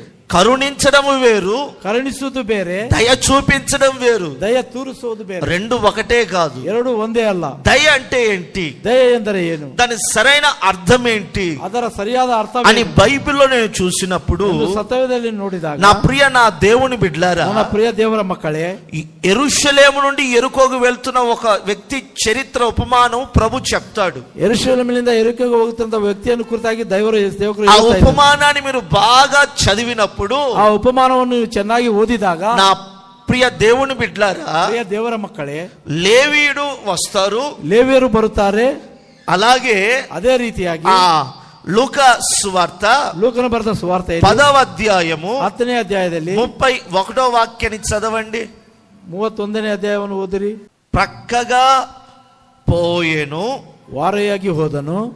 యాజకుడు, మొట్టమొదటిగా ఎవరు వచ్చారు, ಮೊದಲನೇದಾಗಿ ಯಾರು ಬಂದರು, యాజకుడు వచ్చాడు, ಯಾಜಕರು ಬಂದರು, చూచి ప్రక్కకు పోయాడంట, ನೋಡಿ ವಾರೆಯಾಗಿ ಹೋದರಂತೆ. రెండవది ఎవరు వచ్చారు, ಎರಡನೇದಾಗಿ ಯಾರು ಬಂದರು, లేవీయుడు వచ్చాడు, ಲೇವಿಯನು ఆయన కూడా చూసి పక్కకి వెళ్ళిపోయాడు. ಆತನು ಕೂಡ ನೋಡಿ ವಾರೆಯಾಗಿ ಹೋದ. ఇక వంతు సమరేయునిది, ಇಂದ ಮೊದಲ ಸಮರೆಯಾದವನು, ఆయన కూడా వచ్చాడంట, ಆತನು ಕೂಡ ಬಂದಾನಂತೆ. ఆయన వచ్చి వాళ్ళలాగా చూసి వెళ్ళలేదు, ಆತನು ಬಂದು ಅವರ ಹಾಗೆ ನೋಡಿ ಹೋಗಲಿಲ್ಲ. దయ అంటే ఏంటో తెలుసా, ದಯ ಏನು ಗೊತ್ತಾ, ఈ సమరయాన్ని మనం చూసి నేర్చుకోవచ్చు. ಈ ಸಮಾರ್ಯದವನು ನೋಡಿ అతని చూచి, ಆತನು ನೋಡಿ అతని మీద జాలిపడి, ಆತನ ಮೇಲೆ ಜಾಲಿಪಟ್ಟು దగ్గరకు పోయి ಹತ್ತಿರಕ್ಕೆ ಹೋಗಿ నూనె పూసి, ಎಣ್ಣೆಯನ್ನು ಹಚ್ಚಿ, ద్రాక్షరసం పోసి, ದ್ರಾಕ್ಷಾರಸವನ್ನು ಒಯ್ದು, అతని గాయాలు కట్టి, ಆತನ ಗಾಯಗಳಿಗೆ తను తెచ్చుకున్న వాహనం మీద అతన్ని ఎక్కించుకొని ಸ್ವಂತ ವಾಹನದ ಮೇಲೆ ಹತ್ತಿಸಿಕೊಂಡು ఓ హాస్పిటల్ తీసుకొని వెళ్ళి ಒಂದು ಆಸ್ಪತ್ರೆಗೆ ఆ ఇంటిలో చేర్చి, ಆ ಮನೆಯಲ್ಲಿ ಸೇರಿಸಿ, అతని గమనించుకోమని చెప్పి, ಆತನನ್ನು ಗಮನಿಸಿಕೊಂಡು ಹೇಳಿ, మరలా అతనికి 2 దేనారములు ఇచ్చి, ಆತನಿಗೆ ಮತ್ತು 7 ದಿನಗಳನ್ನು అతను ಕೊಟ್ಟು, చెప్పి, ಆತನು ಹೇಳಿ, ఇతను బాగా గమనించుకో అయ్యా, ಈತನು ಚೆನ್ನಾಗಿ ನೋಡಿಕೊಳ್ಳಿ. ఒకవేళ డబ్బులు తక్కువైతే, ಒಂದು ವೇಳೆ ಹಣ ಕಡಿಮೆ ఓ ಆದರೆ 3-4 రోజుల తర్వాత మరలా వస్తా, 3-4 ದಿನಗಳ ನಂತರ ನಾನು ಮತ್ತೆ మిగిలిన బ్యాలెన్స్ అంతా నేను కడుతా. ಉಳಿದ ಹಣವನ್ನೆಲ್ಲ ನಾನು ಕಟ್ಟ. దయ అంటే ఏంటో తెలుసా, ದಯ ಏನು ಗೊತ್ತಾ, నా దేవుని బిడ్డలారా, ನನ್ನ ದೇವರ ಮಕ್ಕಳೇ, సమరయుడు చేసిందే దయ. ಸಮರೆಯನ್ನು ಮಾಡಿದೆ దయ అనగా, ದಯ ಎಂದರೆ కష్టములో ఉన్నప్పుడు ಕಷ್ಟದಲ್ಲಿ ಇದ್ದಾಗ చూసి చూడనట్టు వెళ్ళకూడదు, ನೋಡಿ ನೋಡದ ಹಾಗೆ ಹೋಗಬಾರದು. అమ్మా అన్నం పెట్టు అన్ని దగ్గరకు వచ్చినప్పుడు, ಅಮ್ಮ ಊಟ ಬೇಕೆಂದು ಕೇಳಿದಾಗ, ನಿನ್ನ నీ ಬಳಿ ఇంట్లో ಬಂದಾಗ, అన్నమున్నా, ನಿನ್ನ ಮನೆಯಲ್ಲಿ ಊಟ ಇದ್ದರು, నీ ఇంట్లో సద్దనమున్నా, ನಿನ್ನ ಮನೆಯಲ್ಲಿ ಅಳಿಸಿದ ಅನ್ನ, ఆకలితో వచ్చిన వ్యక్తికి అన్నం పెట్టకుండా ఉంటావు చూడు, ಹಸಿವೆಯಿಂದ ಬಂದಂತ ವ್ಯಕ್ತಿಗೆ అది దయ కాదు, ಅದು ದಯವಲ್ಲ. ఈ సమరయుడు ఏం చేశాడు, ಈ ಸಮರೆಯನ್ನು ಏನು ಮಾಡಿದ, యాజకునిలాగా ఉండలేదు, ಯಾಜಕನಾಗಿ ಇರಲಿಲ್ಲ, లేవిన్లాగా ఉండలేదు, ಲೇವಿಯರ ಹಾಗೆ ಇರಲಿಲ್ಲ. ఈ సమరయుడు ಈ ಸಮರೆಯನ್ನು అతని మీద జాలిపడి, ಆತನ ಮೇಲೆ ಜಾಲಿ, తను తెచ్చుకున్న డబ్బులు అతనికి కట్టి, ತಾನು ತಂದಿದ್ದ ಹಣವನ್ನು ಆತನಿಗೆ హాస్పిటల్లో చేర్చి, ಆಸ್ಪತ್ರೆಯಲ್ಲಿ ಸೇರಿಸಿ, డాక్టర్ కి అప్పగించి, ಡಾಕ್ಟರ್ಗೆ ಆತನನ್ನು ಒಪ್ಪಿಸಿ, జాగ్రత్త చూసుకోమని చెప్పి, ಜಾಗ್ರತೆಯಿಂದ ನೋಡಿಕೊಂಡು ಹೇಳಿ, తక్కువైతే ಕಡಿಮೆ ಆದರೆ మరలా వచ్చి చూస్తాను. ನಾನು ಮತ್ತೆ ಬಂದು ನೋಡುತ್ತೇನೆ. ఆలోచించండి, ಆಲೋಚನೆ ಮಾಡಿರಿ, నీలో దయ ఉందా లేదా. ನಿಮ್ಮಲ್ಲಿ ದಯ ಇದೆಯೋ ಇಲ್ಲವೋ. ఓ రోజు ಒಂದು ದಿನ నేను వైజాగ్ లో సేవ చేస్తున్నప్పుడు, ಅಣ್ಣನವರು ವೈಜಾಗ್ ನಲ್ಲಿ ಸೇವೆ ಮಾಡುತ್ತಿರುವಾಗ, సిగ్నల్ పాయింట్ దగ్గర పాపం లేని వాళ్ళు వచ్చి అడుగుతూ ఉంటారు. ಆ ಸಿಗ್ನಲ್ ಬಳಿ ಇಲ್ಲದವರು ಬಂದು ಕೇಳುತ್ತಾ ಇರುತ್ತಾರೆ. నేను పరిచర్య నిమిత్తం సిటీలోకి వచ్చానండి. ಅಣ್ಣನವರು ಪರಿಚಯ ನಿಮಿತ್ತವಾಗಿ ಸಿಟಿಯಲ್ಲಿ ಬಂದಿದ್ದರು. సిగ్నల్ పడింది, ಸಿಗ್ನಲ್ ಬಿತ್ತು. నేను ఒక కారు పక్కన నా బైక్ నిలబడింది. ಒಂದು ಕಾರು ಪಕ್ಕದಲ್ಲಿ ನನ್ನ ಬೈಕ್ ನಿಂತುಕೊಂಡು, నా పక్కన ఒక కారులో ఒక అతను ఉన్నాడు. ನನ್ನ పಕ್ಕದಲ್ಲಿ ಕಾರಿನಲ್ಲಿ ಒಬ್ಬಾತನಿದ್ದನು. ఎండలో ఒక తల్లి తన చంటి బిడ్డను పట్టుకుని నా దగ్గరకు వచ్చింది. ಬಿಸಿಲಿನಲ್ಲಿ ಒಬ್ಬ ತಾಯಿ ಒಂದು ಚಿಕ್ಕ ಮಗುನ ಎತ್ತುಕೊಂಡು ನನ್ನ సార్ ಬಳಿ ಬಂದರು. రూపాయి వేస్తావా అని నన్ను అడిగింది. ಸಾರ್ ಒಂದು ರೂಪಾಯಿ ಹಾಕ್ತೀರಾ ಅಂತ ಅಣ್ಣನವರು ಕೇಳಿದರು. జాలి కలిగి ದಯ ಉಂಟಾಗಿ నా జోబులో ఒక 20 రూపాయల నోట్ ఆ తల్లికి ఇచ్చా. ನನ್ನ ಪರ್ಸನಲ್ ಇದ್ದಂತ 20 ರೂಪಾಯಿ ತಾಯಿಗೆ ಕೊಟ್ಟೆ. మరలా పక్కన కారు అతని దగ్గరికి వెళ్ళింది. ಮತ್ತೆ ಪಕ್ಕದಲ್ಲಿ ಕಾರು ನನ್ನ ಬಳಿ బైక్ అతనే 20 రూపాయలు ఇచ్చాడు. బైక్ లోనే 20 ರೂಪಾಯಿ ಕೊಟ್ಟಿದ್ದ. కారులో నా పెద్దన 50 రూపాయలు ఇస్తాడు అని ఆశతో వెళ్ళింది అక్కడికి. ಕಾರಿನಲ್ಲಿ ದೊಡ್ಡಾತನ 50 ರೂಪಾಯಿ ಕೊಡ್ತಾನೆಂದು అతని దగ్గరికి వెళ్ళి ಆತನ ಬಳಿಗೆ ಹೋಗಿ మిర్రర్ మీద కొడుతూనే ఉందండి. ಕನ್ನಡ ಮೇಲೆ ಹೊಡಿತಾ ಇದ್ದಾಳೆ. అతడు మటుకు పట్టించుకోవటం లేదు. ಆತನು ಮಾತ್ರ ಹಿಡಿಸಿಕೊಳ್ತಾ ಇಲ್ಲ. విన్నట్టున్నాడు, ಕೇಳದಾಗೆ ಇದ್ದಾನೆ. ఎంత అరిసిందో పాపం ఆ తల్లి ఆశతో. ಎಷ್ಟು ಆಶೆಯಿಂದ ಆಕೆ ತಾಯಿ గ్రీన్ సిగ్నల్ పడింది. అಷ್ಟರಲ್ಲಿ సిగ్నల్ బిತ್ತು. అతడు వెళ్ళిపోయాడు. ఆతను ಹೊರಟು ಹೋದನು. నా త్రోవలో నేను వెళ్ళిపోయా. అన్నరు దారిలో అన్నరు ಹೋದರು. నేను ఆలోచించుకుంటూ వెళ్తున్నప్పుడు ఆలోచన ಮಾಡಿಕೊಂಡು ಹೋಗುತ್ತಿರುವಾಗ దేవుడు అంటున్నాడు, ప్రేరేపిస్తున్నాడు, ప్రభు ప్రేరేపణೆ ಉಂಟು ಮಾಡ್ತಾ ಇದ್ದಾನೆ. అది దయ కాదు బాబు. ಅದು దయ ಅಲ್ಲ బాబు. దయ ఏంటో తెలుసా? దయ ಏನು ಗೊತ್ತಾ? నీ దగ్గర కష్టకాలంలో వచ్చింది చూడు. నిన్న బಳಿ కష్ట కాలದಲ್ಲಿ ఆ ಬಂದಿದ್ದಾಳೆ. తల్లి నీ దగ్గరకు వచ్చి చేయి చాపించుడు. ఆ తాయి నిన్న బಳಿ నువ్వు ఇచ్చావే, ನೀನು ಕೊಟ್ಟಿದೀಯಲ್ಲ, అదే దయ. అదే దయವು. ఈ రోజు ఈ దిನ నా దేవుని బిడ్డలారా, మన దేవರ ಮಕ್ಕಳೇ, ఎవరైనా ಯಾರಾದರೂ ఏ స్థితిలోనైనా ಯಾವ ಸ್ಥಿತಿಯಲ್ಲಿ ఒకవేళ నీ దగ్గరికి ಒಂದು ವೇಳೆ ನಿನ್ನ ಬಳಿ ఏ సహాయము కొరకు వచ్చినా, ಯಾವುದೇ ಸಹಾಯಕ್ಕಾಗಿ ಬಂದರು, నువ్వు ఏం చేయాలో తెలుసా? ನೀನು ಏನು ಮಾಡಬೇಕು ಗೊತ್ತಾ? ఏదో పైన మాటలు చెప్పకుండా, ಏನೋ ಮೇಲೆ ಮಾತುಗಳನ್ನು ಹೇಳದೆ, నీవు వాళ్ళకి అన్నం పెట్టడమో, ನೀವು ಅವರಿಗೆ ಊಟವನ್ನು ಬಡಿಸುವುದು, ఒక లేని వాళ్ళు నీ దగ్గరకు వచ్చి ఏదైనా అడిగితే ఇల్లదವರು నిన్న బಳಿ ಬಂದು ಏನೋ దగ్గర చిల్లర ఇయ్యడమో, నిన్న బಳಿ ಒಂದು ಚಿಲ್ಲರು ಕೊಡುವುದು, నీ దగ్గర పాత వస్త్రాలు ఉన్నప్పుడు అవి దానం చేయడమో, నిన్న బಳಿ ಹಳೆಯ ವಸ್ತ್ರಗಳಿದ್ದರೆ ಅವು ದಾನ ಮಾಡುವುದು, దీనే దయని అంటారు. ಇದನ್ನೇ దయ ಎಂದು ಹೇಳುತ್ತಾರೆ. మనము యాజకునిలాగా, ನಾವು ಯಾಜಕರಂತೆ లేవిలాగా ఉండకూడదు. లేవిಯಾಗಿ ಇರಬಾರದು. సమరయునిలాగా ಸಮರಿಯ ಅಂತ కష్టములో ఉన్నప్పుడు ಕಷ್ಟದಲ್ಲಿದ್ದಾಗ వారికి సహాయము చేస్తూ ಅವರಿಗೆ ಸಹಾಯ వాళ్ళ మీద మనం దయ చూపించాలి. ಅವರ ಮೇಲೆ ನಾವು ದಯವನ್ನು, దేవునికి మహిమ కలుగును గాక. ದೇವರಿಗೆ ಮಹಿಮೆ ಉಂಟಾಗಲಿ. సత్యం అంటే, సత్యವೆಂದರೆ, మీరు మత్తయి సువార్త ನೀವು ಮತ್ತಾಯನ ಬರೆದ ಸುವಾರ್ತೆ 35వ అధ్యాయము 35ನೇ ಅಧ್ಯಾಯ 37వ వాక్యం. 37ನೇ ವಚನ. మీ మాట, ನಿಮ್ಮ ಮಾತು అవునంటే అవును, ಹೌದೆಂದರೆ ಹೌದು, కాదంటే ಇಲ್ಲವೆಂದರೆ కాదు. ಇಲ್ಲ. మత్తయి సువార్త మತ್ತಾయన బರೆದ సువార్ತೆ 5:37లో మీరు చూస్తారు. 5:37ನಲ್ಲಿ ನೀವು మీ మాట అవునంటే అవును ఉండాలి, ನಿಮ್ಮ ಮಾತು ಹೌದೆಂದರೆ ಹೌದಿರಬೇಕು, కాదంటే ಇಲ್ಲವೆಂದರೆ కాదంటే అల్లవాదరే. సత్యం అంటే, సత్యವೆಂದರೆ నీవు సత్యమే మాట్లాడాలి, ನೀವು సత్ಯವನ್ನೇ మాట్లాడಬೇಕು, అబద్ధం చెప్పకూడదు, ಸುಳ್ಳನ್ನು ಹೇಳಬಾರದು, అబద్ధాలు నీ నోట రాకూడదు. ಸುಳ್ಳು ನಿಮ್ಮ ಬಾಯಲ್ಲಿ ಬರಬಾರದು. అయ్యా, నువ్వు పొరపాటు చేశావని ನೀನು ತಪ್ಪು ಮಾಡಿದೆ ಎಂದು ఏలెత్తు చూపిస్తున్నాడు దేవుడు. ಬೆರಳೆತ್ತಿ ತೋರಿಸ್ತಾ ಇದ್ದಾನೆ ದೇವರು.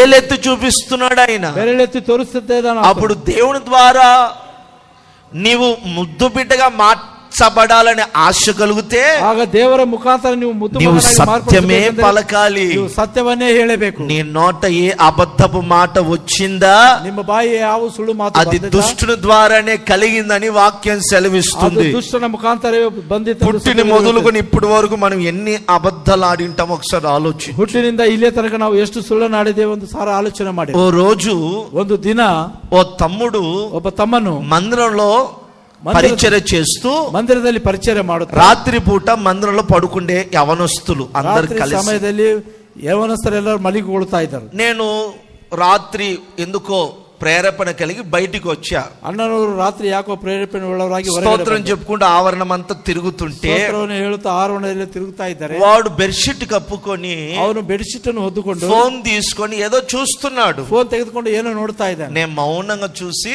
అన్ననವರು మౌనವಾಗಿ ನೋಡಿ స్తోత్రం చెప్పుకుంటూ స్తోತ್ರವನ್ನು ಹೇಳುತ್ತಾ మళ్ళా నా రూమ్ లోకి వెళ్ళి ప్రార్థన చేసుకొని పడుకున్నా. ಮತ್ತೆ అన్ననವರು ರೂಮ್ ನಲ್ಲಿ ಹೋಗಿ ಪ್ರಾರ್ಥನೆ ಮಾಡಿ తెల్లవారింది, ಬೆಳಗಾಯಿತು. స్తోత్ర ప్రార్థన అయిపోయింది 4 నుంచి 5కి. 4 ರಿಂದ 5 స్తోತ್ರ ప్రార్థన వెనక వాడిని పిలిచా. స్తోತ್ರ ಪ್ರಾರ್ಥನೆ ಮುಗಿದ ಆತನು, ఏరా రాత్రి పడుకోకుండా ఫోన్ తో ఏంట్రా అన్నా. ಏನು ರಾತ್ರಿ ಮಲಿಕೊಳ್ಳದೆ ಫೋನ್ ಅಲ್ಲಿ ಏನು ಅಂತ ಕೇಳಿದೆ. ఎప్పుడన్నా అన్నాడు. ಯಾವಾಗ ಅಣ್ಣ ಅಂತ ಹೇಳಿದೆ. చెప్పాను, పలానా సమయం చెప్పా. ಇಂಥ ಸಮಯ ಎಂದು ಹೇಳಿದ್ದೇನೆ. అతడు అంటాడు, ಆತನು ಹೇಳುತ್ತಾನೆ, అన్నా ಅಣ್ಣ, దేవుని తోడు, ದೇವರ ಸಾಕ್ಷಿ, నీ తోడు. ನಿನ್ನ ಆಣೆ అంటే నేను పోవాలన్నా, ಅಂದ್ರೆ ಅಣ್ಣ కాన్సెప్ట్ అది. నీ తోడన్నా, ನಿನ್ನ ಆಣೆ ಅನ್ನ, దేవుని తోడన్నా, ದೇವರ ಆಣೆ ಅನ್ನ, నేను చూడలేదన్నా ನಾನು అంటాడు. ನೋಡಿಲ್ಲ ಅಂತ ಹೇಳ್ತಾನೆ. నేను నా కన్నులతో నేను చూసా, ನಾನು ನನ್ನ ಕಣ್ಣಿನಿಂದ ನೋಡಿದ್ದೇನೆ. అయితే వాని నోట ఏం రావటం లేదు, ಆದ್ರೆ ಅವನ ಬಾಯಿಂದ ಏನು ಬರ್ತಾ ಇಲ್ಲ, సత్యం అనే మాట రావటం లేదు. ಸತ್ಯ ಎನ್ನುವಂತ ಮಾತು ಬರುತ್ತಾ ಇಲ್ಲ. అయితే ಆದರೆ నీ మాట ನಿನ್ನ ಮಾತು అవునంటే అవును, ಹೌದೆಂದರೆ ಹೌದು, కాదంటే ಇಲ್ಲವೆಂದರೆ ఇది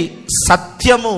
ಇದು ಸತ್ಯವು నీ మెడకు ನಿನ್ನ ಕುತ್ತಿಗೆಗೆ గొలుసులాగాను ధరించుకోవాలి. ಆಭರಣವಾಗಿ ನೀವು ಧರಿಸಿಕೊಳ್ಳಬೇಕು. ఇప్పుడు కుమార్తె ಈಗ ಮಗಳು తల్లికి ఎందుకు ముద్దు బిడ్డగా మారింది? ತಾಯಿಗೆ ಯಾಕೆ ಮುದ್ದು ಮಗಳಾಗಿ మొట్టమొదటిగా కుమార్తె ఏం ధరించుకుందంటే రెండు చేతులకి, ಮೊದಲಾಗಿ ಆ ಮಗಳು ಕೈಗೆ ಎರಡು ಕೈಗಳು ಏನು చెప్పండి ఏం ధరించుకుంది? ಏನು ಧರಿಸಿಕೊಂಡಿದ್ದಾಳೆ? కడియము. ಕಡಗಗಳನ್ನು. ఓ కడియమేమో స్తుతించడం, ಒಂದು ಕಡಗವೇನು ಸ್ತುತಿ ಮಾಡಬಹುದು, రెండో కడియమేమో ಎರಡನೇ ಕಡಗವೇನು దేవుని ఆరాధించడం. ದೇವರನ್ನು ಆರಾಧನೆ ಮಾಡುವುದು. ఇక రెండవ ఆభరణము ఆమె మెడకి ఏమేసుకుందంట? ಎರಡನೇ ಆಭರಣ ಹಾಕಿ ಕುತ್ತಿಗೆಗೆ ಏನು ಹಾಕಿ? గొలుసు వేసుకుంది. ఒకటేమో దయ, ಒಂದೇನು ದಯೆ, తర్వాత సత్యము, ಆಮೇಲೆ ಸತ್ಯವು. ఈ గొలుసు ఎప్పుడైతే ధరించుకుందో ಈ ಸರವನ್ನು ಯಾವಾಗ అప్పుడు ಹಾಕಿಕೊಂಡಿದ್ದಾಳೋ తల్లి అనబడుతున్న మన యేసయ్య మన ప్రభు చూస్తూ ಆಗ ತಾಯಿ ಎನ್ನುವ ಯೇಸು ಕ್ರಿಸ್ತನ నా ನೋಡಿ ముద్దు బిడ్డ అని మనల్ని ముద్దాడుతాడు. ನನ್ನ ಮುದ್ದು ಮಗಳೆಂದು ಆತನ ఆయన దగ్గరికి మనల్ని చేర్చుకుంటాడు. ಆತನ ಬಳಿಗೆ ನಮ್ಮನ್ನು నీ ಸೇರಿಸಿ బాధలు తొలగిస్తాడు, ನಿನ್ನ ಬಾಧೆಗಳನ್ನು నీ ತೊಲಗಿಸುತ್ತಾನೆ, కన్నీళ్లు తొలగిస్తాడు, ನಿನ್ನ ಕಣ್ಣೀರನ್ನು ಒರೆಸುತ್ತಾನೆ, నీ గుండెలో గూడు కట్టుకుని వేద తొలగిపోతుంది, వేదನೆಲ್ಲ ತೊಲಗಿ నీ ಹೋಗುತ್ತದೆ, కుటుంబంలో గొప్ప సంతోషం కలుగుతుంది, ದೊಡ್ಡ ಸಂತೋಷ నీ ಉಂಟಾಗುತ್ತದೆ. జీవితంలో ఆశ్చర్య కార్యాలు నా ప్రభు చేస్తాడు. ಕಾರ್ಯ ನಮ್ಮ ಕರ್ತನು ಮಾಡುತ್ತಾನೆ. ఎప్పుడు ప్రభు చేస్తాడో తెలుసా? ಯಾವಾಗ ಕರ್ತನು ಮಾಡ್ತಾನೆ ಗೊತ್ತಾ? నీవు ఆభరణాలు ధరించుకోవాలి. ನೀವು ಆಭರಣಗಳನ್ನು ಧರಿಸಿಕೊಳ್ಳಬೇಕು. దేవునికి ముద్దు బిడ్డగా నువ్వు ఎప్పుడు మారుతావు? ದೇವರಿಗೆ ಮುದ್ದು ಮಗನಾಗಿ ಯಾವಾಗ నీ ಮಾರ್ಪಡ್ತೀಯ? చేతులకు కడియము ఉండాలి, ನಿಮ್ಮ ಕೈಗಳಿಗೆ ಕಡಗಳಿರಬೇಕು, నీవు స్తుతించాలి, ನೀವು ಸ್ತುತಿ ಮಾಡಬೇಕು, ఆరాధన చేయాలి, ಆರಾಧನೆ ಮಾಡಬೇಕು. నీ మెడల గొలుసును ధరించుకో. ನಿಮ್ಮ ಕುತ್ತಿಗೆ ಸರವನ್ನು ಸರಪಳಿಯನ್ನು ಹಾಕಿ. దయ. ದಯೆ. దయ అంటే ದಯೆ ಎಂದರೆ కష్టకాలంలో ఉన్న వారికి, ಕಷ್ಟ ಕಾಲದಲ್ಲಿ ಇರುವವರಿಗೆ నీవంటూ సహాయము చేయడమే దాని దయ అంటారు. ನೀವು ಸಹಾಯ ಮಾಡದೇ ಅದು ದಯವೆನ್ನುತ್ತಾರೆ. సత్యం అంటే ಸತ್ಯವೆಂದರೆ నీవు సత్యముగా నేను మాట్లాడాలి. ನೀನು ಸತ್ಯವಾಗಿ ನೀನು ఈ ಮಾತನಾಡಬೇಕು. ఆభరణాలు ఆమె ధరించుకుందండి. ಈ ಆಭರಣಗಳನ್ನು ಆಕೆ ಧರಿಸಿಕೊಂಡು అప్పుడు ప్రభు చూస్తున్నాడు, ಆಗ ಕರ್ತನು ನೋಡ್ತಾ నా ಇದ್ದಾನೆ. కుమార్తె లాగా ఉన్నట్టుందే ನನ್ನ ಮಗಳಾಗಿದ್ದಾಳಲ್ಲ అని ప్రభు మన దగ్గరకు వస్తాడు. ಅಂತ ಕರ್ತನು ನಮ್ಮ ಬಳಿ ఆయన ಬರುತ್ತಾನೆ. వచ్చి ఏమంటాడో తెలుసా? ಆತನು ಬಂದು ಏನು నా ಹೇಳ್ತಾನೆ ಗೊತ್ತಾ? ముద్దు సంగమా, ನನ್ನ ಮುದ್ದು ಸಭೆಯೇ, నా ముద్దు బిడ్డ, ನನ್ನ ಮುದ್ದು ಮಗಳೇ, నా ముద్దు విశ్వాసి ನನ್ನ ಮುದ್ದು ವಿಶ್ವಾಸಿಗಳೇ అని నిన్ను కౌగలించుకుంటాడు. ಅಂತ ನಿಮ್ಮನ್ನು అప్పుడు ಅಪ್ಪಿಕೊಳ್ಳುತ್ತಾನೆ. సమాజం అంతా నిన్ను చూస్తూ ಆಗ ಸಮಾಜವೆಲ್ಲ ನಿಮ್ಮ ధన్యురాలని కొందరంటారు, ಧನ್ಯರಾಳೆಂದು ಕೆಲವರು ಹೇಳುತ್ತಾರೆ, మరికొందరేమో ಮತ್ತು ಕೆಲವರೇನು నేను పొగుడుతారండి. ನಿನ್ನನ್ನು ಹೆಚ್ಚಿಸುತ್ತಾರೆ. ఈ రోజు ಈ ದಿನ ప్రజల ద్వారా నువ్వు పొగిడింపబడాలి. ಪ್ರಜೆಗಳಿಂದ ನೀನು ಹೆಚ್ಚಿಸಿಕೊಳ್ಳುವುದು, ప్రజలు నిన్ను ధన్యురాలనాలి. ಪ್ರಜೆಗಳು ನಿನ್ನ ಧನ್ಯರೆಂದು ಹೇಳುತ್ತಾರೆ. యేసేకు నువ్వు ముద్దు బిడ్డగా మారాలి. ಯೇಸುವಿಗೆ ನೀನು ಮುದ್ದು ಮಗಳಾಗಿ ఆ ಮಾರ್ಪಡಬೇಕು. కుమార్తెను